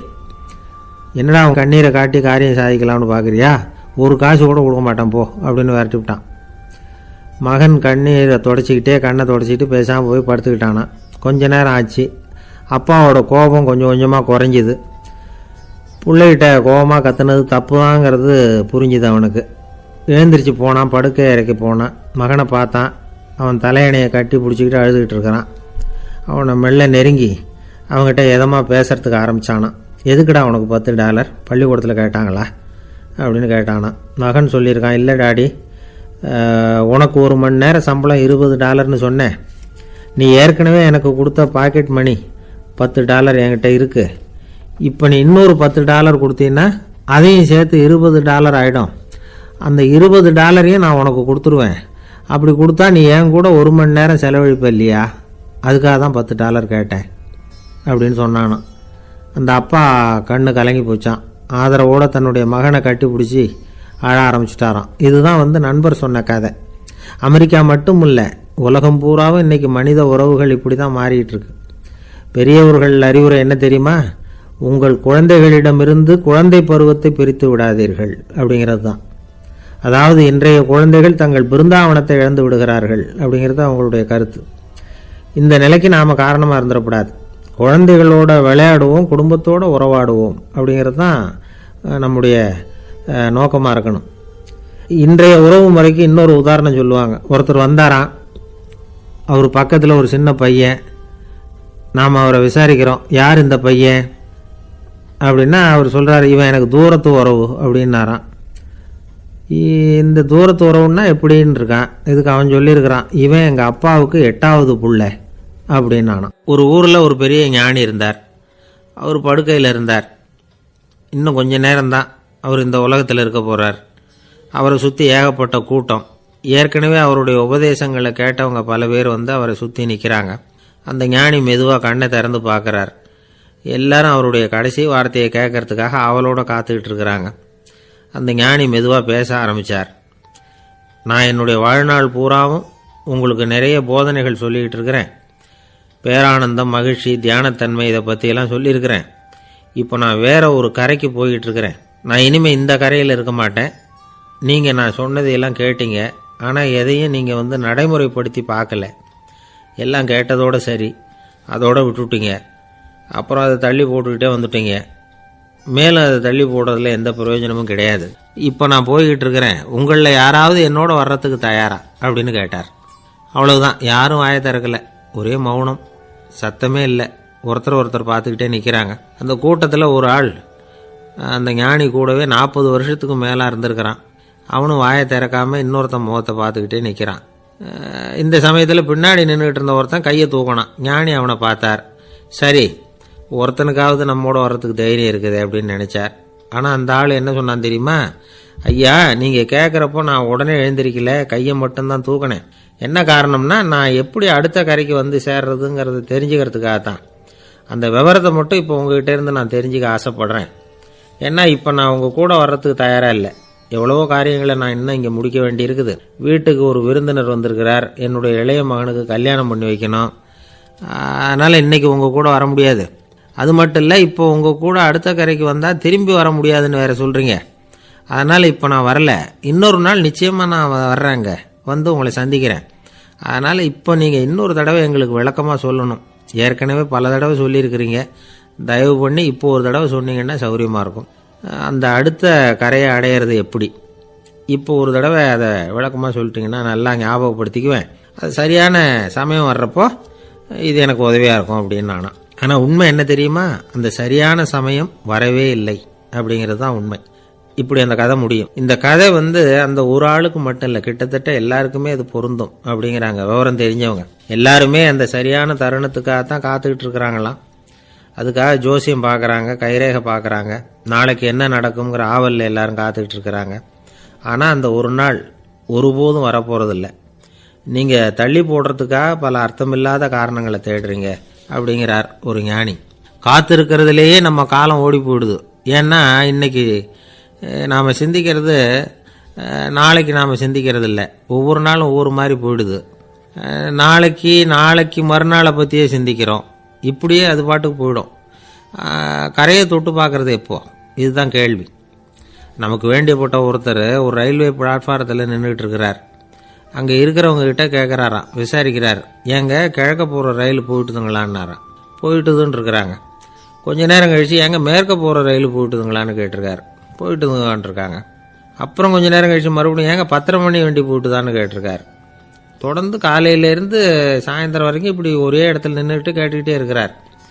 இதை பார்த்துக்கிட்டு இருந்த ஒருத்தர் அவர்கிட்ட ஏங்க நீங்கள் எங்கே போகணும் அப்படின்னு கேட்டாராம். இவர் மெதுவாக சொன்னாராம், இந்த ரயில்வே லைனை தாண்டி அந்த பக்கம் போகணும் அப்படின்னாராம். நம்பிக்கை இல்லைன்னா இந்த உலகத்தில் நாம் நடமாடவே முடியாது. அவநம்பிக்கையோடு இருந்துக்கிட்டு இருந்தால் என்றைக்கும் அவஸ்தை தான். நாம் நம்புறது நடக்குதோ இல்லையோ அது வேறு விஷயம். ஆனால் எதையும் நம்பி தான் நாம் அடி வைக்க வேண்டியிருக்கு. வேறு ஒன்றும் வேணாம், ஒரு லாட்ரி சீட்டு வாங்குகிறோம், அது எங்கே நமக்கு விழப்போகுது அப்படிங்கிற அவநம்பிக்கையோடவா வாங்குகிறோம்? பரிசு நமக்கு தான் அப்படிங்கிற நம்பிக்கை உள்ளூர இருக்கிறதுனால தான் அதை வாங்குகிறோம். இருந்தாலும் முடிவு வேறு மாதிரி ஆகிடுது. அதுக்காக மனசு சோர்ந்து போகிறதில்ல. அடுத்த மாதமும் சீட்டு வாங்குகிறோம். இந்த நம்பிக்கை தான் மனித வாழ்க்கைக்கு ஆதாரம். ஒரு கடையில் போய் டீ சாப்பிட்றீங்க, அந்த டீ நல்ல டீ தானா, அதில் விஷம் கலந்துருக்குமா அப்படிங்கிற சந்தேகம் வந்துட்டுதுன்னு வச்சுங்க. அதுக்கப்புறம் அதை எப்படி நீங்கள் சாப்பிட முடியும்? நம்பி தான் சாப்பிட்ணும். ரயில் ஒழுங்காக போய் சேருங்கிற நம்பிக்கை இருக்கிறதுனால தான் அதில் ஏறி உட்காடுறோம். லெட்டர் ஒழுங்காக போய் சேருங்கிற நம்பிக்கை இருக்கிறதுனால தான் பெட்டியில் போடுறோம். சரி, நம்ம கதையெல்லாம் நம்மளோட இருக்கட்டும். மனித நம்பிக்கை எந்த அளவுக்கு உறுதியாகவும் அறிவுபூர்வமாகவும் இருக்கணுங்கிறதுக்கு அலெக்சாண்டர் வாழ்க்கையில் நடந்த ஒரு சம்பவத்தை உதாரணமாக சொல்லலாம். இந்த உலகத்தையே ஜெயிக்கணும்னு புறப்பட்டார் அலெக்சாண்டர். ஒரு கட்டத்தில் அவர் சிட்னஸ் நதி கரைக்கு சேர்ந்தார். அந்த சமயத்தில் அவருக்கு கடுமையான நோய் வந்துட்டுது. அவர் கூடவே வந்திருந்த கிரேக்க வைத்தியர்கள் என்னென்னமோ முயற்சியெல்லாம் பண்ணி பார்த்தாங்க. இருந்தாலும் அலெக்சாண்டருக்கு வந்திருக்கிறது என்ன நோய்ங்கிறத அவங்களால கண்டுபிடிக்க முடியல. ஏன்னா அந்த பகுதியில் உள்ளவங்களுக்கு மட்டுமே அதிகமாக வரக்கூடிய ஒரு வினோதமான நோயாக இருந்தது அது. ஆனால் அவர் இருக்கிற இடம் எதிரியோட இடம், பாரசீக மன்னனோட ஆளுகைக்கு உட்பட்ட இடம். என்ன பண்ணுறது அப்படின்னு எல்லாரும் யோசனை பண்ணாங்க. பாரசீக மன்னனோட அரண்மனையில் இருக்கிற வைத்தியர் வந்தால் இந்த நோயை குணப்படுத்தி விடுவார் அப்படின்னு சொன்னாங்க. இருந்தாலும் எதிரியோட நாட்டில் இருக்கிற வைத்தியரை கூப்பிட்டு எப்படி நம்பி வைத்தியம் பார்க்க சொல்கிறது அப்படின்னு சொல்லி எல்லோரும் தயங்கினாங்க. ஆனால் அலெக்சாண்டர் தயங்கலை. பரவாயில்ல, அழைச்சிட்டு வாங்கன்னு விட்டார். உடனே அவரை போய் அழைச்சிட்டு வந்துட்டாங்க. அவர் வந்தார். அலெக்சாண்டர் உடம்பை பரிசோதனை பண்ணி பார்த்தார். சரி, இதை குணப்படுத்தி விடலாம், பயப்பட வேண்டியதில்லை. ஆனால் இதுக்கு ஒரு மூலிகை ரசம் தயார் பண்ணி கொடுக்கணும். நான் போய் அதை தயார் பண்ணிவிட்டு 2 நாளில் திரும்பி வந்துடுறேன் அப்படின்னு சொல்லிவிட்டு போனார் அந்த வைத்தியர். அதே மாதிரி 2 நாளில் திரும்பி வந்தார் மூலிகை ரசத்தோட. இதுக்கு இடையில் அலெக்சாண்டரோட தளபதிகளில் ஒருத்தர் ரகசியமாக ஒரு எச்சரிக்கை கடிதம் கொடுத்து அனுப்பியிருக்கிறான். அதை வாங்கி என்ன விஷயம்னு பார்த்தார். இப்போ உங்ககிட்ட வந்திருக்கிற எதிரி நாட்டு வைத்தியரை நம்பாதீங்க, அவன் கொண்டுகிட்டு வந்திருக்கிற மூலிகை ரசத்தில் விஷம் கலந்துருக்குது அப்படின்னு அதில் எழுதியிருக்கு. அதை பார்த்தார் அலெக்சாண்டர். இருந்தாலும் கொஞ்சம் கூட அலட்டிக்கல. வைத்தியர் கொடுத்த மருந்தை வாங்கி கடகடன்னு குடிச்சுட்டு அதுக்கப்புறம் அந்த கடிதத்தில் இருந்த விஷயத்தை அந்த வைத்தியர்கிட்ட சொன்னார். வைத்தியர் திகைச்சு போயிட்டார். தன் மேலே அலெக்சாண்டர் வச்சிருக்கிற நம்பிக்கையை பார்த்து அவருக்கு ரொம்ப வியப்பு. வைத்தியர் உண்மையிலேயே நல்ல மருந்து தான் கொண்டுகிட்டு கொடுத்துருக்கிறார், அதில் விஷம்லாம் எதுவும் கலக்கலை. அதுக்கப்புறம் அலெக்சாண்டர் அந்த வைத்தியரை பார்த்து சொன்னாராம், நம்பிக்கைங்கிற அச்சாணியை ஆதாரமாக வச்சுக்கிட்டு தான் இந்த உலகம் சுற்றிக்கிட்டு இருக்குது. எனக்கு எதிரியாக இருந்தாலும் பாரசீக மன்னர் ரொம்ப பெரியவர். அப்பேற்பட்ட மன்னருடைய அரண்மனை வைத்தியர் தொழில் நேர்மை இல்லாதவராக இருக்க முடியாது, இருக்க மாட்டார். அப்படி இருந்தால் அவரை வந்து அரண்மனை வைத்தியராக வச்சிருக்கவே மாட்டாங்க அப்படின்னு நம்பினேன். என்னுடைய நம்பிக்கை வீண் போகலை அப்படின்னாராம். இதுதான் மானுட நம்பிக்கைங்கிறது. இந்த காலத்துலேயும் இது மாதிரி இந்த மானுட நம்பிக்கையை ரொம்பவும் சாமர்த்தியமாக கையாளுகிற கெட்டிக்காரங்க சில பேர் இருக்கிறாங்க.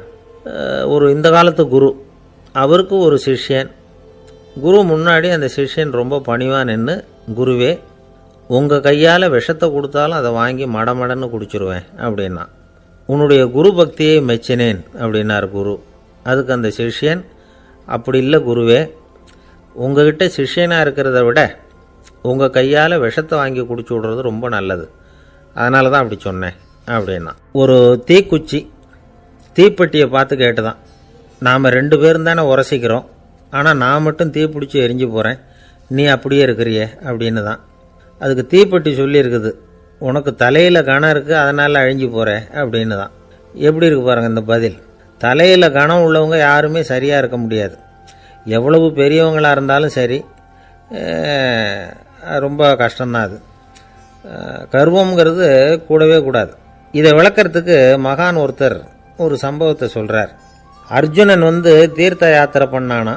அப்போது தென்னிந்தியாவுக்கு வந்திருக்கிறான். ராமேஸ்வரத்துக்கு போனப்போ அங்கே இலங்கைக்கு கல்லுலாம் அடுக்கி போடப்பட்டிருந்த பாலத்தை பார்த்தானா. ஒரு சின்ன குரங்கு அதுக்கு பக்கத்தில் விளையாடிக்கிட்டு இருந்திருக்கு. அதை பார்த்துட்டு அர்ஜுனன் சிரிச்சிருக்கான். ஏன் சிரிக்கிறேன்னு கேட்டிருக்கு அந்த குரங்கு. ராமன் மிகச்சிறந்த வில் வீரன், அப்படி இருக்கிறப்போ அவன் வந்து இலங்கைக்கு அம்புகளாலேயே ஒரு பாலம் கட்டியிருக்கலாம். அதை விட்டுட்டு போயும் உன்ன மாதிரி குரங்குகளை துணையாக வச்சுக்கிட்டு இப்படி ஒரு கருங்கல் பாலத்தை கட்டியிருக்கிறானே அப்படின்னு நானா. அம்புகளால் பாலம் கட்ட முடியுமா அப்படின்னு கேட்டு தான் குரங்கு. ஏன் முடியாது, என்னால் முடியுமேன்னு இருக்கான் அர்ஜுனன். அம்பால் பாலம் கட்டலாம், இருந்தாலும் என்ன மாதிரி குரங்குகள் ஏறி நடந்தா அது தாங்குமா? அதனால தான் ராமர் வந்து கருங்கல் பாலமே கட்டினார் அப்படின்றது குரங்கு சொல்லிச்சான். அப்படியே சொல்கிற, நான் வேணும்னா இப்போ அம்புகளாலேயே ஒரு பாலத்தை கட்டுறேன், நீ அது மேலே ஏறி நடந்து பார். பாலம் விழுந்துட்டுதுன்னா நான் தீ மூட்டி அதில் குதித்து உயிர் தியாகம் பண்ணி விட்றேன் அப்படின்னு நான் ரொம்ப கோபமாக. உடனே அந்த சின்ன குரங்கு பெரிய உருவம் எடுத்துட்டு தான் கையில் கதையோடு அர்ஜுனன் முன்னாடி நிற்கிறான் அனுமன். பார்த்தா, என்னுடைய தலைவர் ராமரையா இழிவாக பேசுகிற, நீ இப்போ பாலம் கட்டு, நான் என்னுடைய பலத்தை காட்டுறேன் அப்படின்னு அனுமன். அர்ஜுனன் வந்து தன்னுடைய காண்டிபத்தை எடுக்கிறான், சரமாரியாக அம்புகளை விடுறான். அதெல்லாம் ஒன்றோட ஒன்று கோத்துக்கிட்டு அப்படியே பாலம் மாதிரி நிற்கிது. அர்ஜுனன் தலை நிமிர்ந்து நின்னான். அனுமன் வந்து உயர கிளம்பி அங்கேருந்து பாலத்தில் வந்து பொத்துன்னு இறங்கினான். பாலம் அப்படியே நொறுங்கி போச்சு தூள் தூளாக.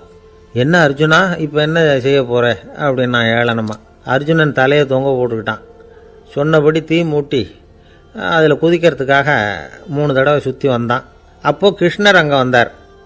என்ன அர்ஜுனா, என்ன நடக்குது, என்ன இது அப்படின்னு ஒன்றும் தெரியாத மாதிரி கேட்டார். அர்ஜுனன் வாயை திறக்கிறதுக்கு முன்னாடி அனுமன் வாயை திறந்தான், நடந்ததை சொன்னான். அர்ஜுனன் சவால் விட்டபடி உயிர் திறந்தே ஆகணும்னா அனுமன். கிருஷ்ணர் யோசனை பண்ணார். நல்லது, இந்த சவால் விட்டதுக்கும் நடந்ததுக்கும் யார் சாட்சி? பெரிய ஒருத்தரை சாட்சியாக வச்சுக்கிட்டல்லவா நீங்கள் இந்த போட்டியை நடத்தியிருக்கணும் அப்படின்னார். அதனால் என்ன, இப்போ மறுபடியும் அந்த போட்டியை நடத்திவிட்டா போச்சு, என்னால் அந்த அம்பு பாலத்தை நொறுக்க முடியாதா அப்படின்னு அனுமன்.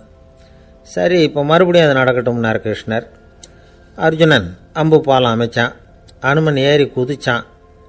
பாலம் அசைஞ்சு கொடுக்கவே இல்லை, அவ்வளோ உறுதியாக இருக்குது. இப்போ அனுமன் தலையை குனிஞ்சிக்கிட்டான். அர்ஜுனன் நன்றியோடு நிமிர்ந்து பார்த்தான். கிருஷ்ணருடைய தோள்கள்லேயும் முதுகள்லேயும் ரத்தம். என்ன சுவாமி, என்ன நடந்ததுன்னு நான் பதறி போய், உன் அம்பு பாலத்தை நான் தான் முட்டு கொடுத்து தாங்கிக்கிட்டு இருந்தேன். அனுமன் குதிச்சப்போ என் மேலே ஏற்பட்ட காயங்கள் இவை. பின்ன உன்னுடைய அம்பு பலத்தினாலேயா பாலம் நின்றுதுன்னு நினைக்கிற அப்படின்னாரான். முதல்ல வந்து அர்ஜுனன் அப்புறம் அனுமன் 2 பேருக்குமே கர்வ பங்கம் ஆகிட்டு தான். அதாவது அவங்கக்கிட்ட இருந்த கர்வம் போயிட்டுது. யாராக இருந்தாலும் கர்வம் கூடாதுங்கிறத இதிலேருந்து நாம் புரிஞ்சுக்கணும். இந்த காலத்தில் நாமெல்லாம் எந்த விஷயத்துக்கெல்லாம் கர்வப்பட்டுக்கிட்டு இருக்கோம் தெரியுமா? 2 பெண்கள் தங்களுடைய கணவன்மார்களை பற்றி ரொம்ப பெருமையாக பேசிக்கிட்டாங்களாம். அதில் ஒரு அம்மா சொல்லியிருக்கு, என் வீட்டுக்காரர்கிட்ட எந்த சப்ஜெக்ட் கொடுத்தாலும் சரி அந்த விஷயத்தை பற்றி அழகாக 1 மணி நேரம் பேசுவார் அப்படின்னாங்களாம். உடனே இன்னொரு அம்மா, அது என்ன பிரமாதம், என் வீட்டுக்காரருக்கு சப்ஜெக்டே தேவையில்லை, விஷயமே இல்லாமல் நாள் பூரா பேசிக்கிட்டு இருப்பார் அப்படின்னாங்களாம். ஒரு காடு, நல்ல மரம்லாம் செழிச்சு இருந்தது. அப்படிப்பட்ட காட்டில் ஒரு சாது இருந்தார். அவர் எப்படின்னா எப்பவும் ஒரு மரத்தடியில் உட்காந்துருப்பார். ஏன்னா அவருடைய இருப்பிடமே அதுதான். அவர் என்ன பண்ணுவார், 3 கல் வச்சுருந்தார். செங்கல் மாதிரி இருக்கும், ஆனால் அதை விட கொஞ்சம் பெருசாக இருக்கும். எதுக்கு அந்த 3 கல்லுன்னா அதுதான் அவருடைய படுக்கை.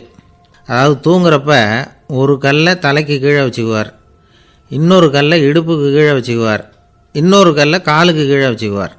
உடம்பை வந்து அப்படியே ஒரு தகட்டால் மூடிக்குவார், அப்படியே தூங்கி போடுவார். மழை பெய்யுதுன்னு வச்சுங்க, அவர் உடம்பு வந்து 3 கல் மேலே இருக்குதா, அதனால் தண்ணி வந்து அடியில் ஓடி போடும், உடம்பு நனையாது. மேலே தகடு இருக்கிறதுனால மழையும் உடம்புல படாது. அவர் தூக்கமும் கெடாது, நிம்மதியாக தூங்குவார். பகலில் அந்த 3 கல்லையும் ஒரு சேர ஒரு அடுப்பு மாதிரி வச்சு அது மேலே உட்காந்துக்குவார். அதனால் பாம்பு பூச்சி எதுவும் அவரை வந்து தொந்தரவு பண்ணுறதில்ல, அது பாட்டுக்கு நகர்ந்து போயிடும். அவர் பாட்டுக்கு நிம்மதியாக இருப்பார். யாராவது எதையாவது கொண்டுகிட்டு வந்து கொடுத்தா அதை வாங்கி சாப்பிடுவார், அவ்வளவுதான். ஒரு நாள் அந்த நாட்டு அரசன் காட்டுக்கு வேட்டையாட வந்தான். அந்த வழியாக வந்தப்போ இந்த சாது படுத்துருக்கிறத பார்த்தான், பரிதாபப்பட்டான். ஐயோ பாவம், இவர் இப்படி இந்த கல் மேலே உடம்பை வச்சுக்கிட்டு தூங்குறாரு, என்ன பாடுபடுவார், இவரை நாம் வந்து அரண்மனைக்கு அழைச்சிட்டு போய் சுகமாக நிம்மதியாக இருக்கிறதுக்கு வழி செஞ்சு கொடுப்போம், அது ரொம்ப நல்லாயிருக்கும் அப்படின்னு நினச்சான். அப்படி நினச்சிக்கிட்டே அரண்மனைக்கு வந்துட்டான். அதுக்கப்புறம் ஒரு பல்லக்கையும் 2 சேவகர்களையும் காட்டுக்கு அனுப்பி அந்த சாதுவை மெதுவாக இங்கே அழைச்சிட்டு வந்துடுங்க அப்படின்னு சொல்லி அனுப்பி வச்சான். இவங்க போய் அவர்கிட்ட விவரத்தை சொன்னாங்க. எனக்கு என்னத்துக்கு அரண்மனை வாசம் அப்படின்னார். இருந்தாலும் மன்னர் உத்தரவு, நீங்கள் அவசியம் வரணும் அப்படின்னாங்க இவங்க. சரின்னு சொல்லிவிட்டு வேறு வழி இல்லாமல் புறப்பட்டார். புறப்படும் பொழுது என்ன பண்ணார்னா, மறக்காமல் அந்த 3 கல் ஒரு தகடு அதையும் எடுத்து பல்லக்கில் வச்சுக்கிட்டார். என்னத்துக்கு இதையெல்லாம் எடுத்து வைக்கிறாரு அப்படின்னு சொல்லி அவங்க யோசனை பண்ணாங்க. இருந்தாலும் அதை பற்றி ஒன்றும் கேட்கல. பேசாமல் அவரை அழைச்சிட்டு போய் அரண்மனையில் விட்டுட்டாங்க. அரசன் ஓடி வந்தான், வரவேற்றான், அறுசுவை உணவு படைத்தான். அவர் படுக்கிறதுக்கு தங்க கட்டில், பட்டு மெத்தை, இப்படி எல்லாம் ஏற்பாடு பண்ணி வச்சான். இங்கே படுத்து ஓய்வு எடுத்துங்க அப்படின்னு சொல்லிவிட்டு அவன் பாட்டு போயிட்டான். மறுநாள் காலையில் வந்து பார்க்குறான், சாது படுத்துருக்கிறார். எப்படி தெரியுமா, அந்த பட்டு மெத்தை மேலே 3 கல்லையும் வச்சு வழக்கம் போலவே அது மேலே படுத்துருக்கிறார். அதுக்கு மேலே தகடு. அரசன் பார்த்துட்டு அதிர்ச்சி ஆயிட்டான். என்ன சுவாமி இப்படி அப்படின்னா, சாது சொன்னார், எனக்கு வந்து தேவையும் இல்லை குறையும் இல்லை, எல்லா இடத்துலையும் எனக்கு ஒரே மகிழ்ச்சி தான் அப்படின்னார். மகிழ்ச்சிங்கிறது தங்க கட்டிலேயோ பட்டு மெத்தையிலேயோ இல்லை, அது வந்து மனசில் இருக்கிற ஒரு விஷயம். உண்மையான மகிழ்ச்சிக்கு வழி வந்து மனப்பக்குவம் அப்படிங்கிறது அந்த அரசனுக்கு புரிஞ்சுதான். இந்த காலத்தில் ஒரு சாமியார், அவரை தேடி ஒரு சீடன் வந்தான். என்னாச்சு தெரியுமா, சுவாமி எனக்கு நிம்மதி வேணும், அதுக்கு என்ன வழின்னு கேட்டான். சாமியார் நிமிர்ந்து பார்த்தார். அப்புறம் சொன்னார், நீ ஏகப்பட்ட பேர்கிட்ட கடன் வாங்கியிருக்கிற, அதையெல்லாம் திருப்பி கொடுத்தா தான் உனக்கு நிம்மதி கிடைக்கும்னார். இவனுக்கு ஆச்சரியம். அது எப்படி சாமி, அவ்வளவு கரெக்டாக நான் கடன் வாங்கினதை கண்டுபிடிச்சிங்க அப்படின்னா, உனக்கு கடன் கொடுத்து சாமியாராக போனதே நான் தான்ப்பா, அதனால தான் இந்த கதிக்கு வந்தேன். என்கிட்டயே வந்து நிம்மதிக்கு வழி கேட்குறிய, அதுதான்டா வேதனை அப்படின்னாராம் அவர். ஒரு குரு, இளம் சீடர்கள் எதிரில் உட்காந்துருக்கிறாங்க. குரு பாடம் நடத்திக்கிட்டு இருக்கிறார். சீடர்களுக்கு ஒரு ஆசை, அதாவது ஒரு முக்கியமான மந்திரத்தை நம்ம குருநாதர்கிட்ட இருந்து கற்றுக்கணும் அப்படிங்கிறது அவங்க ஆசை.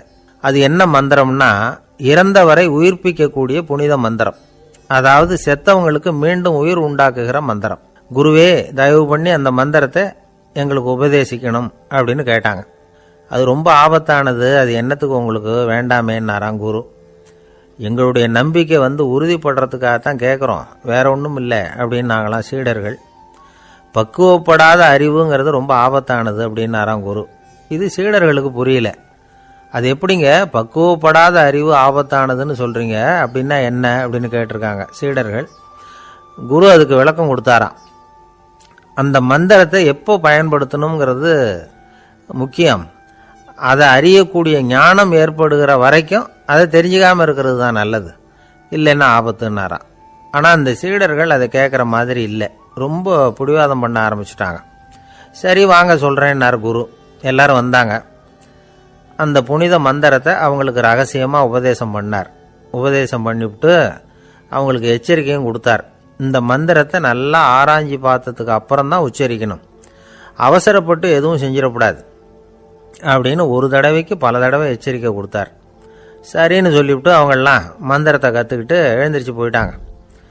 ஒரு நாள் அந்த சீடர்கள் எல்லாம் மணற்பாங்கான இடத்துல அப்படியே நடந்து போயிட்டு இருக்கிறாங்க. ஒரு பாலைவன பகுதி மாதிரி ஒரு இடம். அங்கே ஒரு இடத்துல எலும்புகள் குவியலாக கிடந்தது. உடனே இந்த சீடர்கள் முன்ன பின்ன யோசிக்காம, தியானமும் பண்ணாம, அந்த மந்திரத்தோட பயனை சோதிச்சு பார்க்கணும் அப்படின்னு நினச்சிக்கிட்டு அந்த மந்திரத்தை உச்சரிக்க ஆரம்பிச்சிட்டாங்க. அவ்வளவுதான். உடனே என்னாச்சு தெரியுமா? அந்த எலும்புகள் எல்லாம் ஓநாய்களாக மாறி அவங்கள துரத்த ஆரம்பிச்சுட்டுது. சீடர்கள் எல்லாம் தலைதெறிக்கி ஓட ஆரம்பிச்சிட்டாங்க. ஓநாய்களும் விடலை, அவங்கள துரத்தி பிடிச்சி கடிச்சு கொதற ஆரம்பிச்சுட்டுது. அப்போ தான் அந்த சீடர்களுக்கு குரு சொன்ன அறிவுரையோட அர்த்தம் புரிஞ்சுது. பக்குவப்படாத அறிவு ஆபத்தானது அப்படிங்கிறது. அதனால் இதிலேருந்து நாம் தெரிஞ்சுக்க வேண்டியது என்னென்னா, நாம் நம்ம அறிவை வளர்த்துக்கிட்டால் மட்டும் போதாது, அந்த அறிவை எப்போ எப்படி பயன்படுத்தணும் அப்படிங்கிற பக்குவமும் நமக்கு வரணும். அப்போ தான் வாழ்க்கை நல்லபடியாக அமையும். இல்லைன்னா இடைஞ்சல் தான். இந்த காலத்தில் சில சின்ன பிள்ளைங்களுக்கே அறிவு ரொம்ப பக்குவப்பட்டிருக்குங்கிறத உணர முடியுது. ஒரு சின்ன பையன் பள்ளிக்கூடத்தில் மார்க் லிஸ்ட் கொடுத்தாங்க, வாங்கிக்கிட்டு அவசரமாக வீட்டுக்கு ஓடினான். எதிரில் வந்த ஒருத்தர் கேட்டார், என்ன அவசரம், ஏன் இப்படி வேகமாக ஓடுறேன்னார். எங்கள் அம்மா கிட்ட அடி வாங்கணும், அதுக்காக தான் ஓடுறேன்னா. அடி வாங்கிறதுக்கா இவ்வளவு அவசரம்னார் அவர். அப்படி இல்லைங்க, நான் போகிறதுக்குள்ளே எங்கள் அப்பா வீட்டுக்கு வந்துட்டாருன்னா அவர்கிட்ட அடி வாங்க வேண்டியிருக்கும், அதை அவாய்ட் பண்ணுறதுக்காக இப்படி ஓடுறேன் அப்படின்னு நானா அந்த பையன். ரொம்ப நாளைக்கு முன்னாடி ஒரு நாள் கோவலன் நாடகம் நடந்தது. எங்கள் மதுரையில் நடந்தது. அதில் ஒரு முக்கியமான கட்டம், கண்ணகி கிட்ட சிலம்பை வாங்கிக்கிட்டு அதை விற்கிறதுக்காக மதுரை நகருக்கு புறப்படுறான் கோவலன். அந்த சமயத்தில் கண்ணகி பாடுற மாதிரி ஒரு நாடக பாடல் நாடக ஆசிரியர் எழுதினது. அது என்ன பாட்டுன்னா, மா பாவியோர் கூடி வாழும் மதுரைக்கு மன்னா போகாதீர் என்று அப்படின்னு ஆரம்பிக்கும் அந்த பாட்டு. இதுதான் அந்த பாட்டு. இதை கண்ணகி மேடையில் பாடின உடனே கூட்டத்தில் சலசலப்பு. நம்ம ஊர்லேயே நமக்கு முன்னாடியே நின்றுக்கிட்டு மா பாவியோர் கூடி வாழும் மதுரை அப்படின்னு சொல்கிறாங்களே, என்ன தைரியம் அப்படின்னு எல்லாம் குழப்பம் பண்ண ஆரம்பிச்சிட்டாங்க. மக்கள் சத்தம் போட ஆரம்பிச்சிட்டாங்க. எதிர்ப்பு குரல் அது பாட்டுக்கு வர வர அதிகமாக போட்டுது. கொண்டுக்கிட்டு வா அந்த நாடக ஆசிரியரை, எழுதுனது யார் அப்படின்னு ஒரே சத்தம், கூச்சல். வேறு வழி இல்லை. மெதுவாக மேடைக்கு வந்தார் அந்த நாடக ஆசிரியர். 4 பக்கத்திலிருந்தும் கேள்வி கணைகள். மக்களை பார்த்து கொஞ்சம் அமைதியாக இருங்கோ அப்படின்னு சொல்லிவிட்டு தன்னுடைய விளக்கத்தை சொல்ல ஆரம்பித்தார் அந்த நாடக ஆசிரியர். மா அப்படின்னு சொன்னால் திருமகளாகிய லட்சுமி அப்படின்னு அர்த்தம். பா அப்படின்னா கலைமகளாகிய சரஸ்வதி. வி அப்படின்னா மலைமகளாகிய பார்வதி. மா பாவியோர் அப்படின்னா திருமகளும் கலைமகளும் மலைமகளும், இவங்க மூவரும் அப்படின்னு அர்த்தம். இந்த 3 பேரும் வாழ்கின்ற மதுரை புனிதம் நிறைந்தது, சகல செல்வங்களும் நிறைஞ்சது. அப்படிப்பட்ட ஊரில் நான் அணிந்து கொள்ளும் இந்த சாதாரண சிலம்பை யார் வாங்கிக்குவாங்க அப்படிங்கிற எண்ணத்தோடு தான் கண்ணகி அப்படி சொல்கிறா. அதை நினச்சி தான் நான் எழுதினேன். ஆகவே மதுரையை ரொம்ப சிரமப்படுத்தணும், ரொம்ப மோசமாக எழுதணும் அப்படிங்கிற எண்ணம்லாம் எனக்கு கிடையாது, பெருமைப்படுத்தணும்னு நினச்சி தான் அப்படி எழுதினேன் அப்படின்னு விளக்கம் கொடுத்தாராம். இந்த விளக்கத்தை கேட்டதும் எல்லாரும் ரொம்ப சமாதானம் ஆயிட்டாங்களாம். இப்படி விளக்கம் கொடுத்த அந்த நாடக ஆசிரியர் யார் தெரியுமா? அவர் தான் தமிழ் நாடக உலகின் முதல் ஆசான் சங்கரதாஸ் சுவாமிகள். அவருக்கு நகைச்சுவை உணர்வும் அதிகம். 1920ஆம் ஆண்டு திருநெல்வேலியில் அவர் தங்கியிருக்கிறார் நாடகம் நடத்துறதுக்காக. அவர் தங்கியிருந்த வீட்டில் கொசு மூட்டைப்பூச்சி அதிகமாக இருந்திருக்கு. அவரால் தூங்கவே முடியல. அவர் அனுபவித்த தொல்லைகள் ஒரு பாட்டாக உருவாச்சு. வேடிக்கையாக ஒரு பாட்டு எழுதினாராம். மூட்டையும் கொசுவும் ஒரு வீட்டிலே மீட்டிங் போட்டால் முன்னே நிற்க யாரால் முடியும், கொசு மோகன ராகம் போல சத்தம் போட்டு முன்னே நின்று செய்திடும் யுத்தம். இதை மறுநாள் நாடகத்தில் கோமாளி வேஷம் போட்ட ஒரு சிறுவனை விட்டு பாட வச்சிருக்காரு. எல்லாரும் சிரித்து ரசித்தாங்களாம். சங்கரதாஸ் சுவாமிகள் கல்யாணமே பண்ணிக்கல, துறவி மாதிரியே வாழ்ந்திருக்கார். தமிழ் நாடக கலைக்கு தன்னையே அர்ப்பணம் பண்ணிக்கிட்டவர் அவர். 1922 நவம்பர் மாதத்தில் ஒரு நாள் புதுச்சேரியில் அவர் வாழ்க்கை முடிஞ்சுது. அப்போ அவருக்கு வயசு 55. சங்கரதாஸ் சுவாமிகள் நாடக ஆசிரியர் மட்டும் இல்லை, மேடை நாடக இயக்குனர், தயாரிப்பாளர், அவரே ஒரு சிறந்த நடிகர். ஒரு தடவை சாவித்திரி நாடகத்தில் இவர் யமதர்மனா வேஷம் போட்டு நடிச்சிருக்கிறார். நாடகம் பார்த்துக்கிட்டு இருந்த கருவுற்ற ஒரு பெண்மணிக்கு பயத்தினால அங்கேயே குழந்தை பிறந்துட்டு தான். அந்த நிகழ்ச்சிக்கு அப்புறம் இவர் இந்த வேஷம் போடுறப்போலாம் ஜனங்களுக்கு முன்கூட்டியே எச்சரிக்கை கொடுக்க ஆரம்பிச்சிருவாராம். அதாவது அப்படி யாராவது பயப்படுறவங்க இருந்தால் கொஞ்சம் கண்ணை மூடிங்க அல்லது எழுந்திரிச்சு போடுங்கன்னு. நடிப்புன்னா அப்படிலாம் இருக்கணும். இந்த காலத்தில் நடிகர் ஒருத்தர் சொன்னார், சார் நான் இந்த நாடகத்தில் நடிக்கிறப்போ முகத்தில் நவரசங்களையும் காட்டி நடித்தேன், உணர்ச்சிகளை எல்லாம் நல்லா காட்டி நடித்தேன். அப்படி இருந்து ஜனங்கள் வந்து கல்லை எடுத்து மேடையில் வீசிவிட்டாங்க சார் அப்படின்னார். நாடகத்தில் உங்களுக்கு என்ன வேஷம் அப்படின்னு கேட்டாங்க. அது செத்து கிடக்கிற பணமாக நடித்தேன் சார் அப்படின்னார். என்னுடைய நண்பர் ஒருத்தர், அவருக்கு ஜாதகத்தில் நம்பிக்கை உண்டு, அவரே ஜோசியமெல்லாம் பார்ப்பார். என்ன சார் இந்த காலத்தில் இதையெல்லாம் நம்பிக்கிட்டு இருக்கீங்களேன்னு கேட்டா, உங்களுக்கு ஒன்றும் தெரியாது சார், இந்த உலகத்தில் ஒவ்வொருத்தரும் அவங்கவுங்க செய்கிற நல்லது கெட்டதுக்கு தகுந்த பலனை அனுபவிச்சே தேரணும்பார். அது மட்டும் இல்லை, ஒருத்தன் செத்துட்டா கூட அவன் செஞ்ச பாவ புண்ணியங்கள் கூடவே போயிட்டு இருக்கோம்பார். அது எப்படி கூட போகும் அப்படின்னு குதர்க்கமாக கேட்டால் அதுக்கு அவர் ஒரு கதை சொன்னார். அது ரொம்ப சுவாரஸ்யமாக இருந்தது. ஒரு ஊரில் ஒருத்தர் இருந்தாராம். அவர் ஜோசியம் பார்க்குறதுல ரொம்ப கெட்டிக்காரரு. ஒருத்தருடைய தலைமுடியை மட்டும் அவர்கிட்ட காட்டினா போதும், அதை மட்டும் பார்த்துட்டு அவருடைய ஜாதகத்தையே சொல்லிவிடுவாராம். அப்பேற்பட்ட திறமை. அந்த ஆள் ஒரு சமயம் கன்னியாகுமரி கடற்கரைக்கு போயிருந்திருக்கிறார். அங்கே கரை ஓரமாக ஒரு மண்டை ஓடு கிடந்திருக்கு. அதை எடுத்து பார்த்துருக்கிறார். அந்த மண்டை ஓட்டை வச்சுக்கிட்டே அதோட ஜாதகத்தை அலசியிருக்கிறார். இந்த மண்டை ஓட்டுக்கு உரிய ஆசாமி வாழ்க்கையில் ரொம்ப கஷ்டப்பட்டுருக்கிறான், நிறைய கஷ்டத்தை அனுபவிச்சிருக்கிறான், அது தாங்க முடியாமல் தான் கடலில் விழுந்து தற்கொலை பண்ணிகிட்டு இருக்கான் அப்படிங்கிறத அவர் கணிச்சுட்டார். இருந்தாலும் இந்த மண்டை ஓடு இன்னமும் அனுபவிக்க வேண்டியது பாக்கி இருக்குது அப்படிங்கிறதையும் அவர் உணர்றார். அது சரி, ஒருத்த வந்து உயிரோடு இருக்கிற வரைக்கும் தானே நல்லது கெட்டதை அனுபவிக்க முடியும். செத்ததுக்கு அப்புறமும் பாக்கி இருக்குன்னா அதை எப்படி அனுபவிக்கிறது? இந்த மண்டை ஓட்டுக்கு இன்னும் கொஞ்சம் பாக்கி இருக்குது அப்படிங்கிறது அவருக்கு புரிஞ்சதே தவிர அதோட அர்த்தம் என்னங்கிறது அவருக்கு சரியாக விளங்கலை. சரி, இதை இன்னும் கொஞ்சம் விவரமாக ஆராய்ச்சி பண்ணி பார்ப்போம் அப்படின்னு நினச்சிக்கிட்டு அதை தன்னுடைய வீட்டுக்கு எடுத்துகிட்டு போயிட்டார். அந்த மண்டை ஓட்டை ஒரு பொட்டியில் வச்சு பூட்டினார். தன்னுடைய தனி அறையில் அதை பத்திரமா வச்சுக்கிட்டார். தினமும் ராத்திரி ஆனதும் தன்னுடைய மனைவியை பார்த்து, நீ போய் பூஜை அறையில் தனியாக படுத்துக்கோ அப்படின்னு சொல்லிவிட்டு இவர் தினம் ராத்திரி 12 மணிக்கு பொட்டியை திறந்து அதை பார்ப்பார். மண்டை ஓடு அப்படியே இருந்ததே தவிர இன்னும் கொஞ்சம் பாக்கி இருக்குங்கிறதுக்கு அர்த்தம் அவருக்கு விளங்கலை. அந்த மண்டை ஓட்டுக்கு இன்னும் என்ன பாக்கி இருக்க போகுது?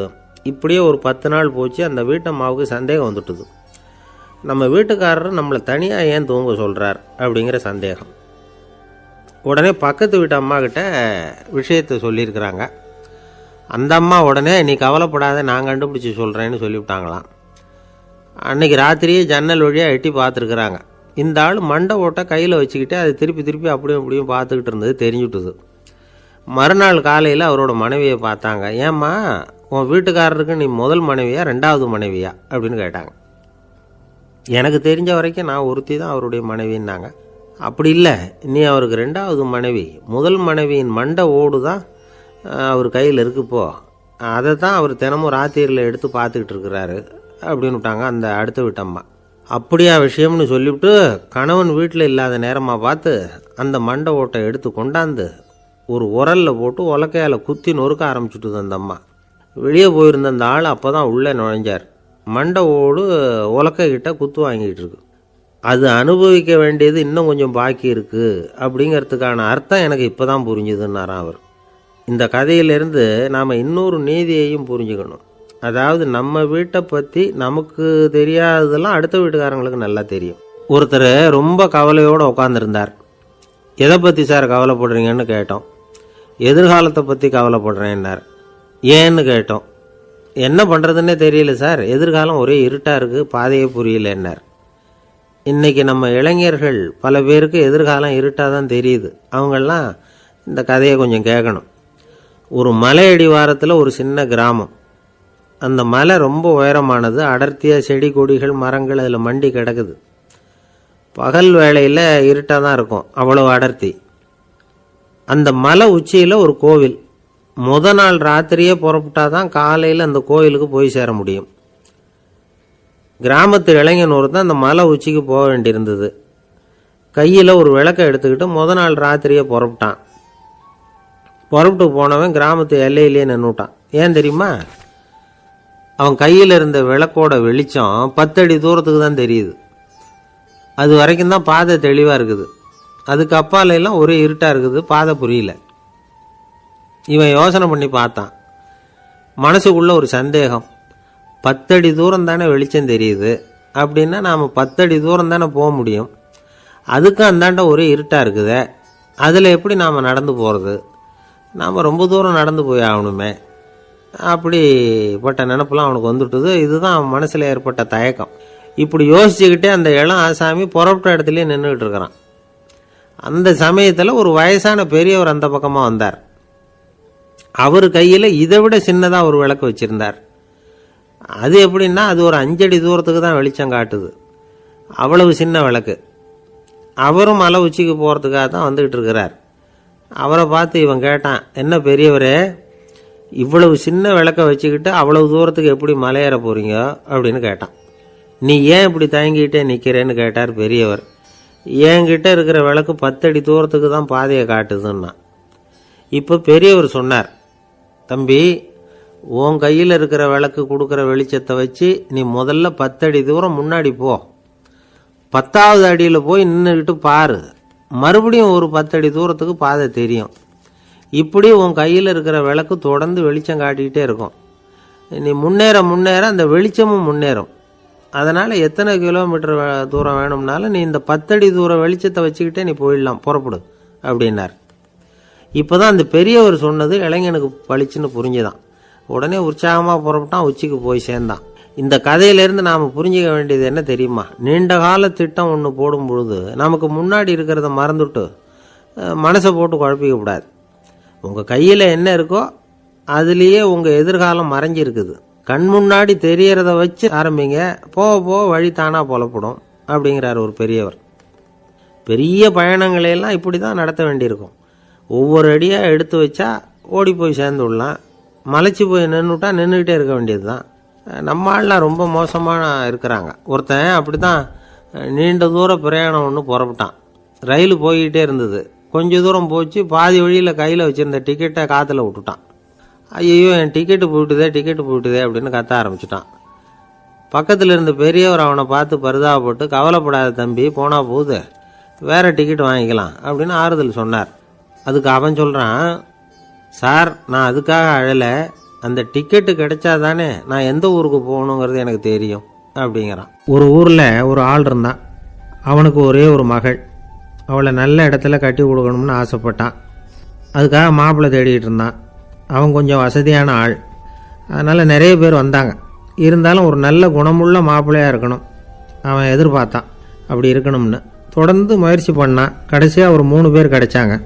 அந்த 3 பேரில் யாரை தேர்ந்தெடுக்கிறது? இதுதான் அவனுக்கு வந்த குழப்பம். இந்த நிலைமையில் ஒரு பெரியவரை தேடி போனான். அவர்கிட்ட தன்னுடைய பிரச்சனையை சொன்னான். அவர் கொஞ்சம் யோசனை பண்ணார். அதுக்கப்புறம் 3 பேரையும் கூப்பிட்டார். இதை பாருங்கப்பா, உங்கள் 3 பேருக்கும் 3 மாத கால அவகாசம் தர்றேன். நீங்கள் இப்போ போகலாம். 3 மாதம் கழித்து திரும்பி வரலாம். அப்படி வரும்பொழுது இந்த 3 மாத காலத்தில் நீங்கள் செஞ்ச நல்ல காரியம் ஏதாவது ஒன்று சொல்லணும். அதை வச்சு உங்களில் ஒருத்தரை நாங்கள் தேர்ந்தெடுத்துக்கிறோம் அப்படின்னு சொன்னாராம். 3 பேரும் சரின்னு சொல்லிவிட்டு திரும்பி போயிட்டாங்க. 3 மாதம் ஆச்சு. அதுக்கப்புறம் ஒரு நாள் திரும்பி வந்தாங்க. அவர் அவங்கள கூப்பிட்டு உட்கார வச்சார். அப்புறம் கேட்டார், இப்போ சொல்லுங்கள், இந்த 3 மாத காலத்தில் நீங்கள் செஞ்சுருக்கிற ஏதாவது ஒரு நல்ல காரியத்தை சொல்லுங்க அப்படின்னார். முதல்ல ஒருத்தன் எழுந்திரிச்சு நின்னான். ஐயா, எங்கள் அப்பா இறந்த பிறகு அவரோட கணக்கு வழக்குகளை எடுத்து பார்த்துக்கிட்டு இருந்தேன். அவர் ஒரு வியாபாரிகிட்ட 10,000 ரூபா கடன் வாங்கியிருக்கிறதாக எழுதியிருந்தார். அந்த வியாபாரியும் இப்போ உயிரோடு இல்லை. இருந்தாலும் அந்த வியாபாரியோட மகனை தேடி கண்டுபிடிச்சேன். கணக்கு புத்தகத்தை காட்டினேன். எங்கள் அப்பா உங்கள் அப்பா கிட்ட 10,000 ரூபா கடன் வாங்கியிருக்கிறதாக இதை எழுதியிருக்கிறார். அதனால் அதை திருப்பி கொடுக்கறதுக்காக வந்திருக்கிறேன். இந்தாங்க அந்த பணம் அப்படின்னு சொல்லி கொடுத்துட்டு வந்துட்டேன் அப்படின்னு நானும். இதை பெரியவர் கவனமாக கேட்டுக்கிட்டார். அதுக்கப்புறம் 2வது இளைஞன் எழுந்திரிச்சான். ஐயா, நான் போன மாதம் ஒரு நாள் ராத்திரி வேளையில் ஒரு காட்டுப்பாதை வழியாக எங்கள் ஊருக்கு போய்கிட்டு இருந்தேன். அந்த சமயத்தில் அந்த வழியாக வந்துக்கிட்டு இருந்த ஒரு வழிப்போக்கர்கிட்ட 4-5 திருடர்கள் வம்பு வளர்த்து அவர்கிட்ட இருந்த பொருளை எல்லாம் கொள்ளையடிச்சிக்கிட்டு இருந்தாங்க. நான் உடனே ஒரு குச்சியை எடுத்துகிட்டு ஓடினேன். அந்த திருடர்களை அடித்து விரட்டினேன். பொருளை எல்லாம் மீட்டு அந்த வழிப்போக்கர்கிட்ட ஒப்படைச்சேன். அவரை பத்திரமா அழைச்சிக்கிட்டு போய் அவர் வீட்டில் விட்டுட்டு வந்தேன் அப்படின்னு நானும். இதையும் பெரியவர் கவனமாக கேட்டுக்கிட்டார். அடுத்தபடியாக 3வது இளைஞன் எழுந்திரிச்சான். ஐயா, போன மாதம் ஒரு நாள் நான் ஒரு மலைப்பாதை வழியாக போய்கிட்டு இருந்தேன். மலைப்பாதை விளிம்பில் ஒரு மதகு கட்டை, அது மேலே ஒரு ஆள் படுத்து தூங்கிட்டு இருந்தான். அந்த பக்கம் தவறி உருண்டு விழுந்திருந்தான்னா அதில் பாதாளம். அது மலையடி வாரத்தில் போய் தான் விழணும். அவ்வளவு பள்ளம். அது தெரியாமல் அவன் பாட்டுக்கு தூங்கிட்டு இருந்தான். நான் உடனே அவன்கிட்ட ஓடி போய் குனிஞ்சு அவன் முகத்தை பார்த்தேன். அப்போ தான் புரிஞ்சுது, அவன் ஏற்கனவே எனக்கு தெரியும், அவனை எனக்கு நிறைய கெடுதல் பண்ணியிருக்கிறான், இடைஞ்சல் கொடுத்தவன். இருந்தாலும் ஐயோ பாவம்னு நினச்சி அவனை எழுப்பி பாதுகாப்பாக வேற ஒரு இடத்துல படுக்க வச்சுட்டு வந்தேன் அப்படின்னு நானா. பெரியவர் இதையும் கேட்டுக்கிட்டார். அதுக்கப்புறம் அவங்க 3 பேரையும் பார்த்து, நீங்கள் போகலாம், நாங்கள் யோசித்து முடிவு பண்ணி உங்களுக்கு சொல்லி அனுப்புகிறோம் அப்படின்னாராம். அந்த இளைஞர்கள் புறப்பட்டு போயிட்டாங்க. அதுக்கப்புறம் அந்த பெண்ணோட அப்பாவை பார்த்து சொன்னார், இந்த 3 பேருமே நல்ல பிள்ளைங்க தான், அதில் ஒன்றும் சந்தேகம் இல்லை. இருந்தாலும் இந்த 3 பேர் செஞ்ச செயல்களையும் ஒப்பிட்டு பார்க்க வேண்டியிருக்கு. முதல் இளைஞன் நேர்மைக்கு எடுத்துக்காட்டாக விளங்குறான். இந்த காலத்தில் இது மாதிரி இளைஞர்களை பார்க்கறது ரொம்ப கஷ்டம்தான். இருந்தாலும் அவன் கடமையை தான் செஞ்சான். 2வது இளைஞன் நல்ல வீரன், தைரியசாலி. ஒரு வீரன் எதை செய்யணுமோ அதைத்தான் இவன் செஞ்சான். இவன் ஒரு லட்சிய மனிதன். 3வது இளைஞன் தன்னுடைய பகைவனுக்கே உதவி செஞ்சிருக்கான். அவன் உயிரை காப்பாற்றியிருக்கிறான். பகைவனுக்கு அருள்வதுங்கிறது ஒரு சாதாரண மனுஷனால் செய்யக்கூடிய காரியம் இல்லை. பகையை மறக்கிறதும் பகைவனுக்கு அருள்வதும் தெய்வீக பண்புகள். அதனால் இவனையே உன்னுடைய மகளுக்கு ஏற்ற மாப்பிள்ளையா தேர்ந்தெடுக்கலாம் அப்படின்னு சொன்னாங்களாம். ஒரு நல்ல நாளில் அவங்களுக்கு திருமணம் நல்ல விதமாக நடந்து முடிஞ்சுதான். இது சுவாமி சின்மயானந்தர் சொல்லியிருக்கிற ஒரு கதை. இதிலேருந்து நாம் புரிந்து கொள்ள வேண்டிய ஒரு கருத்து, நமக்கு கெடுதல் பண்ணவங்களுக்கும் நாம் நல்லது செய்யணும். ஆனால் நடைமுறையில் அப்படி நம்மளால் செய்ய முடியறதில்ல. அதுதான் சிக்கல். நம்மால் ஒருத்தங்கிட்ட கேட்டேன், ஏண்டா உன்னுடைய பகைவன் ஒருத்தன் அது மாதிரி ஒரு மலைப்பாத மதகு கட்டையில் படுத்திருந்தா உடனே நீ என்ன நினைப்ப அப்படின்னு கேட்டோம். இது ஒரு அருமையான சந்தர்ப்பம்னு நினைப்பேன் அப்படின்னா. எதுக்குன்னு கேட்டோம். அவனை அந்த பக்கமாக உருட்டி கீழே தள்ளுறதுக்கு அப்படின்னா. ஒரு காடு, அங்கே புத்தர் அவர் பாட்டுக்கு நடந்து போய்கிட்டே இருக்கிறார். அவருக்கு பின்னாடி ஒரு குரங்கு, அதுவும் தொடர்ந்து வந்துக்கிட்டே இருக்குது. புத்தர் திரும்பி பார்த்தார். குரங்கு அப்படியே குதித்து உயர எழும்பி ஒரு கிளையில் போய் உக்காந்துது. ஏன் இப்படி பண்ணுறேன்னு கேட்டார் புத்தர். என்னை சாதாரணமாக நினைக்க வேணாம், நான் மகாமந்தி, என்னால் எல்லாம் முடியும், முடியாதுங்கிற வார்த்தையே என்னுடைய அகராதியில் கிடையாது, என்ன வேணும்னாலும் செய்வேன் அப்படின்னுது. அப்படின்னா ஒரு பந்தயம் வச்சுக்கலாமான்னார் இவர். ஓ வச்சுக்கலாமேன்னுது. வேற ஒன்றும் இல்லை, இப்போ நீ மேலே எழும்பி அந்த கிளையில் உட்காந்தது மாதிரி அங்கேருந்து தாவி என் உள்ளங்கையில் உட்காரணும், அவ்வளவுதான் அப்படின்னார். அப்படி உட்காந்துட்டா என்ன பரிசு அப்படின்னு கேட்டது. சொர்க்கத்தில் இருக்கிற மாமன்னன் மரகத சக்கரவர்த்தியை என்னோட இருக்கும்படியாக கூப்பிட்டுக்கிறேன். அந்த சமயத்தில் அவருடைய அரியணை அங்கே காலியாயிடும், நீ அதில் போய் உட்காந்துக்கலாம். பந்தயத்தில் தோத்துட்டா ஒரு கல்ப காலம் இந்த பூமியில் வாழ வேண்டியிருக்கும், அதுக்கு பிறகு தான் என்கிட்ட வர முடியும், என்ன சொல்கிற அப்படின்னார். குரங்குக்கு தாவறது ஒரு பெரிய காரியமா? இது எனக்கு ரொம்ப சாதாரண விஷயம், என்ன இப்போவே தாவட்டுமா அப்படின்னுது. சரின்னு சொல்லி உள்ளங்கையை நீட்டினார். அவருடைய கை தாமரை இலை அளவுக்கு அப்படியே விரிஞ்சுது. குரங்கு சௌகரியமாக உட்கார்றதுக்காக. குரங்கு தாவறதுக்கு தயாராச்சு. அதுக்கு முன்னாடி ஒரு சின்ன யோசனை. அதுக்கு இந்த கிளையிலேருந்து அந்த கைக்கு தாவறது எனக்கு ரொம்ப அற்பமான ஒரு வேலை, இது ரொம்ப சாதாரணம், என்னுடைய கௌரவத்துக்கு இது சரியாக இருக்காது. அதனால் நான் என்ன பண்ண போகிறேன்னா, இங்கேருந்து கிளையிலேருந்து அப்படியே உயர எழும்ப போகிறேன். எழும்பி மேல் உலகம் போய் அங்கே ஒரு சுற்றிவிட்டு அதுக்கப்புறம் அங்கேருந்து நேராக இந்த கையில் உட்கார போகிறேன் அப்படின்னு நினச்சிது. என்ன யோசிக்கிற அப்படின்னார் புத்தர். ஒன்றும் இல்லை, இந்த பாயிரம் பார் அப்படின்னு சொல்லி தாவி உயர போயிட்டுது. கொஞ்ச நேரத்தில் வான உலகத்துக்கே போய் சேர்ந்துட்டுது. அங்கே போய் பார்த்தா அங்கே ஒரு 5 பளிங்கு தூண்கள் இளம் சிவப்பு நிறத்தில் நின்றுக்கிட்டு இருக்குது. குரங்கு நினச்சிக்கிட்டது, புத்தர்கிட்ட போய் இந்த பளிங்கு தூண்களை பார்த்தோம்னு சொன்னால் அப்படியே திகைச்சு போயிடுவார், இந்த தூணில் ஏதாவது அடையாளம் செஞ்சுட்டு போகணும் அப்படின்னு அந்த இடத்துல மிதந்துக்கிட்டே நினச்சிது. உடனே ஒரு தூணில் எழுதிச்சு. என்ன எழுதிச்சுன்னா, ஒரு மகா ஞானி இங்கே வந்துட்டு போகிறார் அப்படின்னு எழுதிச்சு. எழுதிவிட்டு அப்படியே கீழே தாவி புத்தரோட உள்ளங்கையில் உட்காந்துது. எப்படி பார்த்தீங்களா என்னுடைய வேலை? வான உலகத்துக்கே போய் அங்கே இருக்கிற 5 பளிங்கு தூண்களை பார்த்துட்டு அதில் நான் வந்த விவரத்தை எழுதி வச்சுட்டு அதுக்கப்புறம் இங்கே வந்திருக்கிறேன் அப்படின்னுது ரொம்ப பெருமையாக. அப்படியா அப்படின்னார் புத்தர். ஆமாம், சந்தேகமாக இருந்தால் வாங்க அழைச்சிட்டு போய் காட்டுறேன் அப்படின்னுது அந்த குரங்கு. அதுக்கு தேவையில்லை, அப்படியே கொஞ்சம் கீழே குனிஞ்சு பார்த்து தெரியும் அப்படின்னார் புத்தர். அங்கே பார்த்தா புத்தரோட உள்ளங்கை தெரிஞ்சுது. நல்லா உத்து பார்த்துது. அவரோட ஒரு விரலில் அது எழுதிய வாசகம் தெரிஞ்சுது. குரங்கு யோசனை பண்ணிச்சு, அப்படின்னா வானத்தில் நான் பார்த்தது புத்தரோட விரல்களா அப்படின்னு யோசிச்சுது. இதை புரிஞ்சுக்கிட்ட உடனே அந்த குரங்கோட கர்வம் அழிஞ்சு போச்சான். நம்ம மனசு தான் இந்த குரங்கு, மனம்ங்கிறதும் ஆணவம்ங்கிறதும் ஒரு நாணயத்தின் ரெண்டு பக்கங்கள். மனம் உள்ளவரை ஆணவமும் இருக்கும். மனம் அழிஞ்சாதான் ஆணவம் அழியும். மனம் அழிய வேண்டும் அப்படின்னு பெரியவங்க சொல்கிறது இந்த அர்த்தத்தில் தான். நம்ம ஆளுங்க சவால் விடுறதெல்லாம் வேறு மாதிரி. ஒருத்தன் ஒரு வாய்க்காலை தாண்டுறேன்னு பந்தயம் கட்டி தாண்ட முடியாமல் வாய்க்காலில் விழுந்து காலை உடச்சிக்கிட்டு கட்டு போட்டுக்கிட்டு வந்தான். ஏன்டா அப்படின்னு கேட்டாங்க. நான் பந்தயம் கட்டின நேரம் சரியில்லை அப்படின்னா. எப்படிறான்னு கேட்டிருக்காங்க. வாய்க்காலில் தண்ணி இருக்கிற நேரமாக பார்த்து பந்தயம் கட்டியிருக்கணும் அப்படின்னானா. ஒரு அம்மா, அவங்களுக்கு 35 வயசு இருக்கும். குடும்பத்தில் எந்த கஷ்டமும் இல்லை. இருந்தாலும் காரணம் இல்லாமல் பிள்ளைங்க பேரில் கோவப்படுறது, எரிஞ்சு விழுறது அவங்க வழக்கம். பிள்ளைங்க அழும். உடனே அவங்க மனசும் சங்கடப்படும். இன்னொரு அம்மா, நல்ல வேலையில் இருக்கிறவங்க, வாரத்துக்கு ஒரு தடவையாவது தலைவலி வந்துடும். இவங்களுக்கெல்லாம் உடம்புல எந்த கோளாறும் இல்லை, மனசு மட்டும் சரியாக இருக்காது. தூக்க மாத்திரை கையில் வச்சுருப்பாங்க. 30-35 வயசுடைய பெண்களுக்கு சர்வசாதாரணமாக காணப்படுகிற மனக்கோளாறு இது. இதுக்கு பேர் மனவாட்டம், டிப்ரெஷன், மனமடிவு அப்படின்னு சொல்லலாம். இந்த நோய்க்கு அறிகுறி என்ன தெரியுமா? மனசில் வருத்தமான உணர்வு இருக்கும்.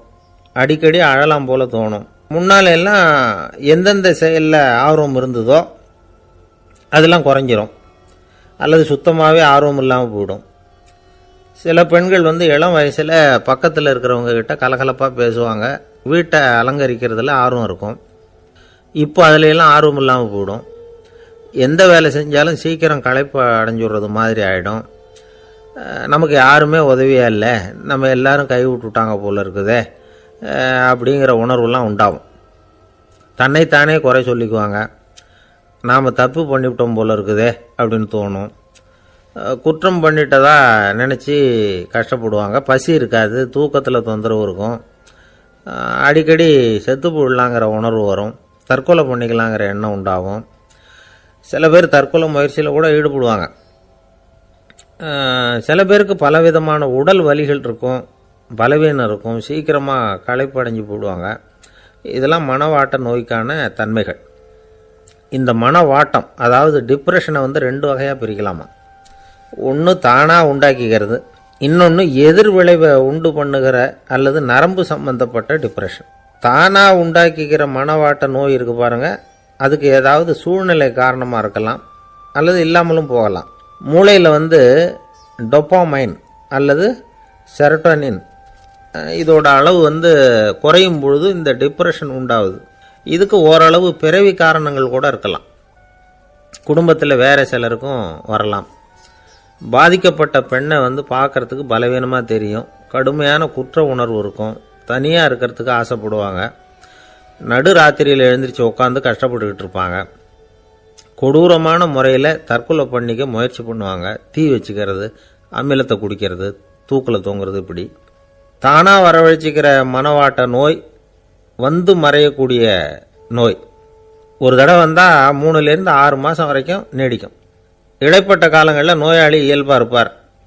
எதிர் விளைவை உண்டு பண்ணுகிற அல்லது நரம்பு சம்பந்தப்பட்ட மனவாட்ட நோய் எப்படின்னா, கணவன் மனைவி, மாமியார் மருமகள், இப்படிப்பட்ட உறவு முறை பிரச்சனைகள், தோல்விகள், எரிச்சல்கள், ஆஃபீஸு பிரச்சனை, இப்படிப்பட்ட சூழ்நிலையால் உண்டாகிறது. எல்லாத்துக்கும் மருந்து இருக்குது, மார்க்கம் இருக்குது, கவலைப்பட வேண்டியதில்லை. தைரியமாக இருக்கணும். உளவியல் மருத்துவம் இதுக்கு ரொம்ப உபயோகமாக இருக்கும். சில பெண்களை பாருங்கள், அவங்க எதுக்கும் அலட்டிக்கிறது இல்லை. ஒரு அம்மா அப்படி தான் தன்னுடைய கணவனை அழைச்சிக்கிட்டு ஒரு மனநோய் மருத்துவர்கிட்ட வந்தாங்க. டாக்டர், எங்கள் வீட்டுக்காரர் திடீர்னு ஒரு மாதிரி ஆயிட்டார், வித்தியாசமாக நடந்துகிறார். எப்படின்னா, இவர் தன்னையே ஒரு ஒட்டடை பூச்சியாக நினச்சிக்கிட்டு இருக்கிறார். அப்படி நினச்சிக்கிட்டு தன்னுடைய தலையாலேயே வீட்டில் உள்ள ஒட்டடையெல்லாம் தொடச்சிக்கிட்டு இருக்கிறார் அப்படின்னாங்க. எவ்வளவு நாளாக அப்படி இருக்குதுன்னு கேட்டார் டாக்டர். 1 வாரமாக அப்படி இருக்குது அப்படின்னாங்க அந்த அம்மா. அப்படின்னா முன்னாடியே ஏன் அழைச்சிட்டு வரல அப்படின்னு கேட்டார் டாக்டர். வீடு பூரா சுத்தமாகட்டுமேனு பார்த்துக்கிட்டு இருந்தேன் டாக்டர் அப்படின்னாங்களாம் அந்த அம்மா. ஒரே ஒரு ஊரில் ஒரு பாதிரியார் இருந்தார். ரொம்ப நாள் சந்தோஷமாக வாழ்ந்தார். ஒரு நாள் அவர் மடத்து சமையல் அறையில் பாத்திரங்களை கழுவி துலக்கி சுத்தப்படுத்திக்கிட்டு இருந்தார். அந்த சமயத்தில் ஒரு தேவ தூதன் அவர் முன்னாடி நின்னான். இவர் நிமிர்ந்து பார்த்தார். ஆண்டவர் என்னை உங்ககிட்ட அனுப்பியிருக்கிறார்.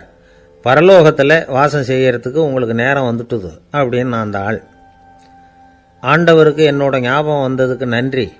ஆனாலும் இப்போ இங்கே நீயே பாரு, எவ்வளவு பாண்டங்கள் பாக்கி இருக்கு, இவ்வளவையும் நான் சுத்தப்படுத்த வேண்டியிருக்கு.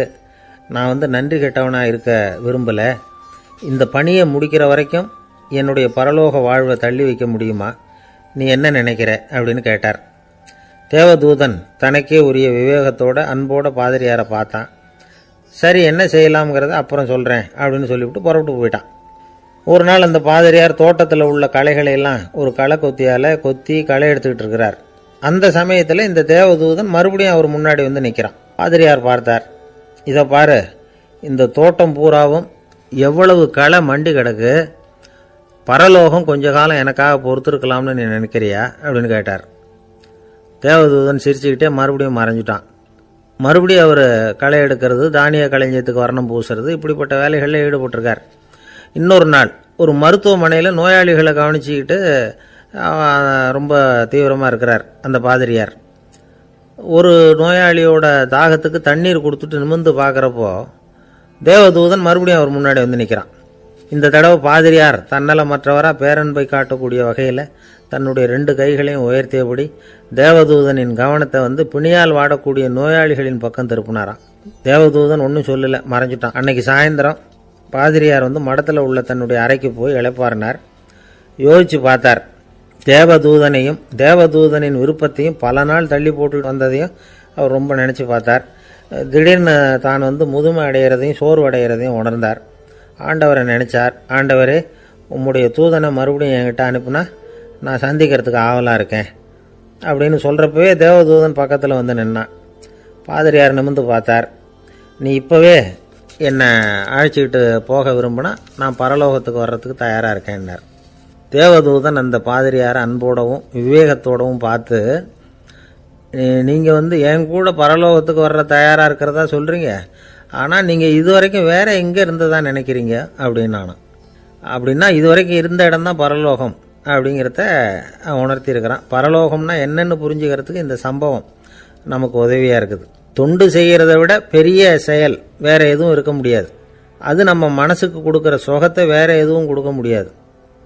நாம் தொண்டு செய்கிற இடம் தான் அந்த புண்ணிய இடம். ஆனால் இந்த காலத்துல எல்லாம் நாம் தொண்டு செய்யணும்னு நினச்சி ஏதாவது ஆரம்பித்தா கூட அதை ஒரு மாதிரியாக சுற்றி நின்று வேடிக்கை பார்க்க ஆரம்பிச்சிடுறாங்க. ஒரு பெரியவர் அப்படித்தான் ஒரு தொண்டு செஞ்சுக்கிட்டு இருந்தார். ஒரு கோவில் கட்டிக்கிட்டு இருந்தாங்க. அதில் ஒரு இடத்துல ஒரு பலகையை வச்சு ஆணி அடிக்கிற வேலையை செஞ்சுக்கிட்டு இருந்தார் அந்த பெரியவர். ஒரு சின்ன பையன் அதை ரொம்ப ஊக்கமாக அக்கறையாக கவனிச்சுக்கிட்டு இருந்தான். பெரியவர் இதை கவனித்தார். என்னப்பா பார்க்குற, உனக்கும் இது மாதிரி தொண்டு செய்யணும்னு ஆசையாக இருக்கா அப்படின்னு கேட்டார். அதுக்கு அந்த பையன் சொல்கிறான், அப்படி இல்லைங்க, நீங்கள் ஆணி அடிக்கிறப்போ கையில் சுத்தியால் அடிச்சுக்கிட்டா எப்படி துடிப்பீங்க, எப்படி கத்துவீங்கன்னு தெரிஞ்சுக்கிறதுக்காக அதை பார்க்கணும்னு ஆசை, அதுக்காக தான் காத்துக்கிட்டு இருக்கேன் அப்படின்னு நானும். ஒரு ஊரில் ஒரு ஞானி இருக்கிறார். ரொம்ப பெரிய ஞானி, ரொம்ப வயசாகிட்டுது. கடைசி காலத்தில் அவர்கிட்ட சில பேர் வந்தாங்க. உங்கள் குரு யார் அப்படின்னு கேட்டாங்க. அவர் நிமிர்ந்து பார்த்தார். எனக்கு ஆயிரக்கணக்கான குருமார்கள் உண்டு, அவங்க பேரெல்லாம் சொல்லணும்னா இந்த காலம் பத்தாது, ஆனால் முக்கியமான ஒரு 3 பேரை பற்றி மட்டும் உங்களுக்கு சொல்கிறேன் அப்படின்னாராம். அப்புறம் சொன்னார், அந்த 3 பேரில் ஒருத்தன் ஒரு திருடன். ஒரு சமயம் ஒரு பாலைவனம் வழியாக நான் போய்கிட்டு இருந்தேன். அப்போது வழி தவறி போய் ஒரு கிராமத்துக்கு போயிட்டேன். அது இருட்டு நேரம், நடுராத்திரி, ஊரே உறங்கி போச்சு. அந்த நேரத்தில் ஒரு ஆள் மட்டும் ஒரு வீட்டு சுவத்தில் ஏதோ பண்ணி உள்ளே நுழையிறதுக்கு முயற்சி பண்ணிகிட்டு இருக்கிறான். அவங்கிட்ட போய் நான் இன்னைக்கு இங்கே எங்கே தங்க முடியும் அப்படின்னு கேட்டேன். அதுக்கு அவன், இந்த ராத்திரி வேளையில் அது ரொம்ப சிரமம், ஒரு திருடனோட உங்களால் தங்க முடியும்னா நீங்கள் என்னோட தங்கலாம் அப்படின்னா. நான் அவங்க கூட 1 மாதம் தங்கியிருந்தேன். ஒவ்வொரு நாள் ராத்திரியும் இப்போ நான் என்னுடைய வேலைக்கு போகிறேன், நீங்கள் ஓய்வு எடுத்துக்கோங்க அப்படின்னு சொல்லிவிட்டு போவான். அவன் திரும்பி வந்த உடனே உனக்கு ஏதாவது கிடைச்சிதான்னு நான் கேட்பேன். அதுக்கு அவன், இன்னைக்கு ராத்திரி ஒன்றும் இல்லை, நாளைக்கு மறுபடியும் முயற்சி பண்ணுவேன் அப்படின்பா. எப்பவும் அவன் நம்பிக்கை இழந்ததே கிடையாது, எப்பவும் சந்தோஷமாகவே இருப்பான். நானும் ரொம்ப காலமாக தியானம் பண்ணிக்கிட்டே இருந்தேன், ஒன்றுமே நடக்கலை. ஆனால் நான் என்ன பண்ணேன் தெரியுமா, மனசு வருத்தப்படும், நம்பிக்கை இழந்துருவேன். அப்போல்லாம் அந்த திருடனுடைய விடாமுயற்சி தான் ஞாபகத்துக்கு வரும். அதனால் அந்த திருடன் எனக்கு ஒரு குரு. என்னுடைய 2வது குரு யாருன்னா அது ஒரு நாய். இது எப்படின்னா, ஒரு சமயம் எனக்கு ரொம்ப தாகமாக இருந்தது. ஒரு நதியை நோக்கி போய்கிட்டு இருந்தேன். அப்போ ஒரு நாயும் வந்தது. அதுக்கும் தாகம். ஓடி வந்து ஆற்றை பார்த்தது. அதோட நிழல் வந்து ஆற்றுல தெரிஞ்சுது. அதை பார்த்ததும் பயந்துட்டுது. அதாவது அது தன்னுடைய சொந்த உருவத்தையே கண்டு பயந்தது. அதை பார்த்து குறைக்குது, திரும்பி ஓடிச்சு. ஆனால் அதுக்கு தாகம் அதிகமாக இருந்ததுனால அது மறுபடியும் திரும்பி வந்தது. பார்த்தா மறுபடியும் தண்ணியில் நாயோட உருவம் தெரியுது. இப்படி சில தடவை பண்ணிச்சு. இருந்தாலும் கடைசியில் தண்ணியில் குதிச்சுட்டுது துணிஞ்சி. இப்படி குதித்த உடனே அதோட உருவமும் மறைஞ்சுட்டுது. இதை பார்த்தேன். நான் என்ன புரிஞ்சுக்கிட்டேன்னா, எவ்வளவு தான் பயம் இருந்தால் கூட ஒருத்தன் தைரியமாக காரியத்தில் இறங்கணும் அப்படிங்கிறத புரிஞ்சுக்கிட்டேன். இந்த போதனை அந்த நாய்கிட்ட இருந்து எனக்கு கிடைச்சிது. இது ஒன்று. அடுத்தது என்னுடைய 3வது குரு யாருன்னா அது ஒரு சின்ன குழந்தை. நான் ஒரு சமயம் ஒரு நகரத்துக்கு போனேன். அங்கே ஒரு குழந்தை எரிகிற மெழுகுவத்தி ஒன்று எடுத்துக்கிட்டு வந்தது. நான் அந்த குழந்தைய பார்த்து வேடிக்கையாக கேட்டேன், ஏன் பாப்பா இந்த மெழுகுவத்தியை நீயாவே கொளுத்துனியா அப்படின்னு கேட்டேன். ஆமான்னுது அந்த குழந்தை. சரி, இந்த மெழுகுவத்தி முன்னாடி எரியாமல் இருந்தது, இப்போ எரியுது. இந்த மெழுகுவத்திக்கு வெளிச்சம் எங்கேருந்து வந்தது, அதை எனக்கு காட்ட முடியுமா அப்படின்னு கேட்டேன் அந்த குழந்தைகிட்ட. இதுக்கு அந்த குழந்தை சிரிச்சுக்கிட்டு அந்த மெழுகுவத்தியை ஊதி அணைச்சுட்டுது. அதுக்கப்புறம் என்னை பார்த்து கேட்டுது, இப்போ இந்த மெழுகுவத்தியின் வெளிச்சம் போனதை பார்த்தீங்க இல்லையா, அது எங்கே போச்சுன்னு எனக்கு சொல்லுங்க அப்படின்னுது. அந்த குழந்தை இப்படி கேட்டதும் என்கிட்ட இருந்த ஆணவம் அழிஞ்சுட்டுது. நான் படித்ததெல்லாம் அந்த வினாடியில் சுக்கு நூறாக போயிட்டுது. என்னுடைய முட்டாள்தனத்தை நான் உணர்ந்தேன் அப்படின்னு இவ்வளவும் அந்த ஞானி விவரமாக சொன்னாராம். அதனால் நாம் இன்னார்கிட்டே இருந்து தான் இதை கற்றுக்கணுங்கிறது இல்லை, யாருக்கிட்டே இருந்தும் எதையும் கற்றுக்கலாம். நம்மால் ஒருத்தன் ஒரு நாய் வளர்த்துக்கிட்டு இருந்தான். அந்த நாய்க்கு வால் கிடையாது. யாரோ ஏற்கனவே வெட்டி எடுத்துட்டாங்க. இந்த நாய் தான் சார் எனக்கு குரு, அதுகிட்டே இருந்து கூட நான் பாடம் கற்றுக்கிட்டு இருக்கிறேன் அப்படின்னா. அப்படி என்ன கற்றுக்கிட்டேன் இந்த வால் இல்லாத நாய்கிட்டே இருந்து அப்படின்னு கேட்டோம். நாம் யாருக்கிட்டையும் வாலாட்டக்கூடாது அப்படிங்கிற பாடத்தை அதுகிட்டே இருந்து தான் நான் கற்றுக்கிட்டேன் அப்படின்னா. ஒருத்தர் சிகரெட்டும் கையுமா வந்தார். சார், இந்த புகைப்பிடிக்கிற பழக்கத்தை நிறுத்தி போடணும்னு தான் பார்க்குறேன், முடியலேன்னார். புகைப்பிடிக்கிறத நிறுத்துறது ரொம்ப சுலபம் சார் அப்படின்னார் இன்னொருத்தர். எப்படி சொல்கிறீங்கன்னு கேட்டார் அவர். நான் கூட ஏற்கனவே 10 தடவை அந்த பழக்கத்தை நிறுத்தி இருக்கிறேன் சார் அப்படின்னார் இவர். இதிலேருந்து என்ன தெரியுது, புகைப்பழக்கத்தை திடீர்னு விட்டு விடுறதுங்கிறது ரொம்ப கஷ்டம்னு தெரியுது. இருந்தாலும் இது சம்பந்தமான ஆராய்ச்சி, அனுபவம், இது ரெண்டையும் அடிப்படையாக வச்சு சில வழிமுறைகளை சொல்கிறாங்க. அதாவது புகைப்பிடிக்கிறத நிறுத்துறதுக்கு 10 வழிகள் உண்டு அப்படின்னு சொல்கிறாங்க. அது என்னங்கிறத தெரிஞ்சுக்கிட்டா உபயோகப்படுதான்னு பார்க்கலாமே. முதல் கருத்து என்னன்னா, கொஞ்ச நாளைக்கு புகைப்பிடிக்கிற நண்பர்களை விட்டு விலகி இருக்கணும். இதனால் புகைப்பிடிக்கிற ஆசை குறையும். அந்த பழக்கத்தை மறுபடியும் ஆரம்பிக்கப்படாதுங்கிற எண்ணம் உறுதிப்படும். 2வது கருத்து, புகைப்பிடிக்கிறதை எதிர்த்து தீவிரமாக பிரச்சாரம் செய்ய ஆரம்பிச்சிடணும்.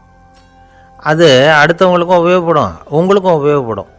உங்கள் உள்ளுணர்வை அது தூண்டும், உங்களை உறுதி கொள்ள வைக்கும்.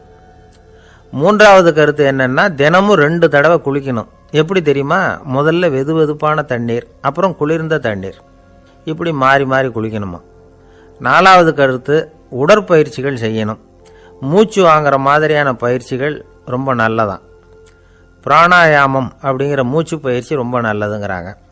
அப்புறம் 5வது கருத்து, சாப்பாடு மிதமாக இருக்கணும், சீராக இருக்கணும். பச்சை காய்கறிகள், பழங்கள் சாப்பாட்டில் சேர்த்துக்கலாம். அடிக்கடி கொஞ்சம் கொஞ்சமாக சாப்பிட்டு ரத்தத்தில் சர்க்கரையின் அளவை பராமரிக்கணும். இது நரம்புகளை அமைதிப்படுத்தும். 6வது கருத்து என்னன்னா, ரொம்ப நேரம் பசியோடு இருக்கக்கூடாது. புகைப்பிடிக்கிறத நிறுத்த முயற்சி செய்யும் பொழுது எடை குறைப்பு நடவடிக்கைகளை மேற்கொள்ளக்கூடாது. 7வது கருத்து, காப்பி, தேநீர், மதுபானம், அப்புறம் போதைப் பொருள்கள் கலந்த உணவுகள் இதெல்லாம் வேணாம். புகைப்பிடிக்கிறத அதெல்லாம் ஊக்கப்படுத்தும்.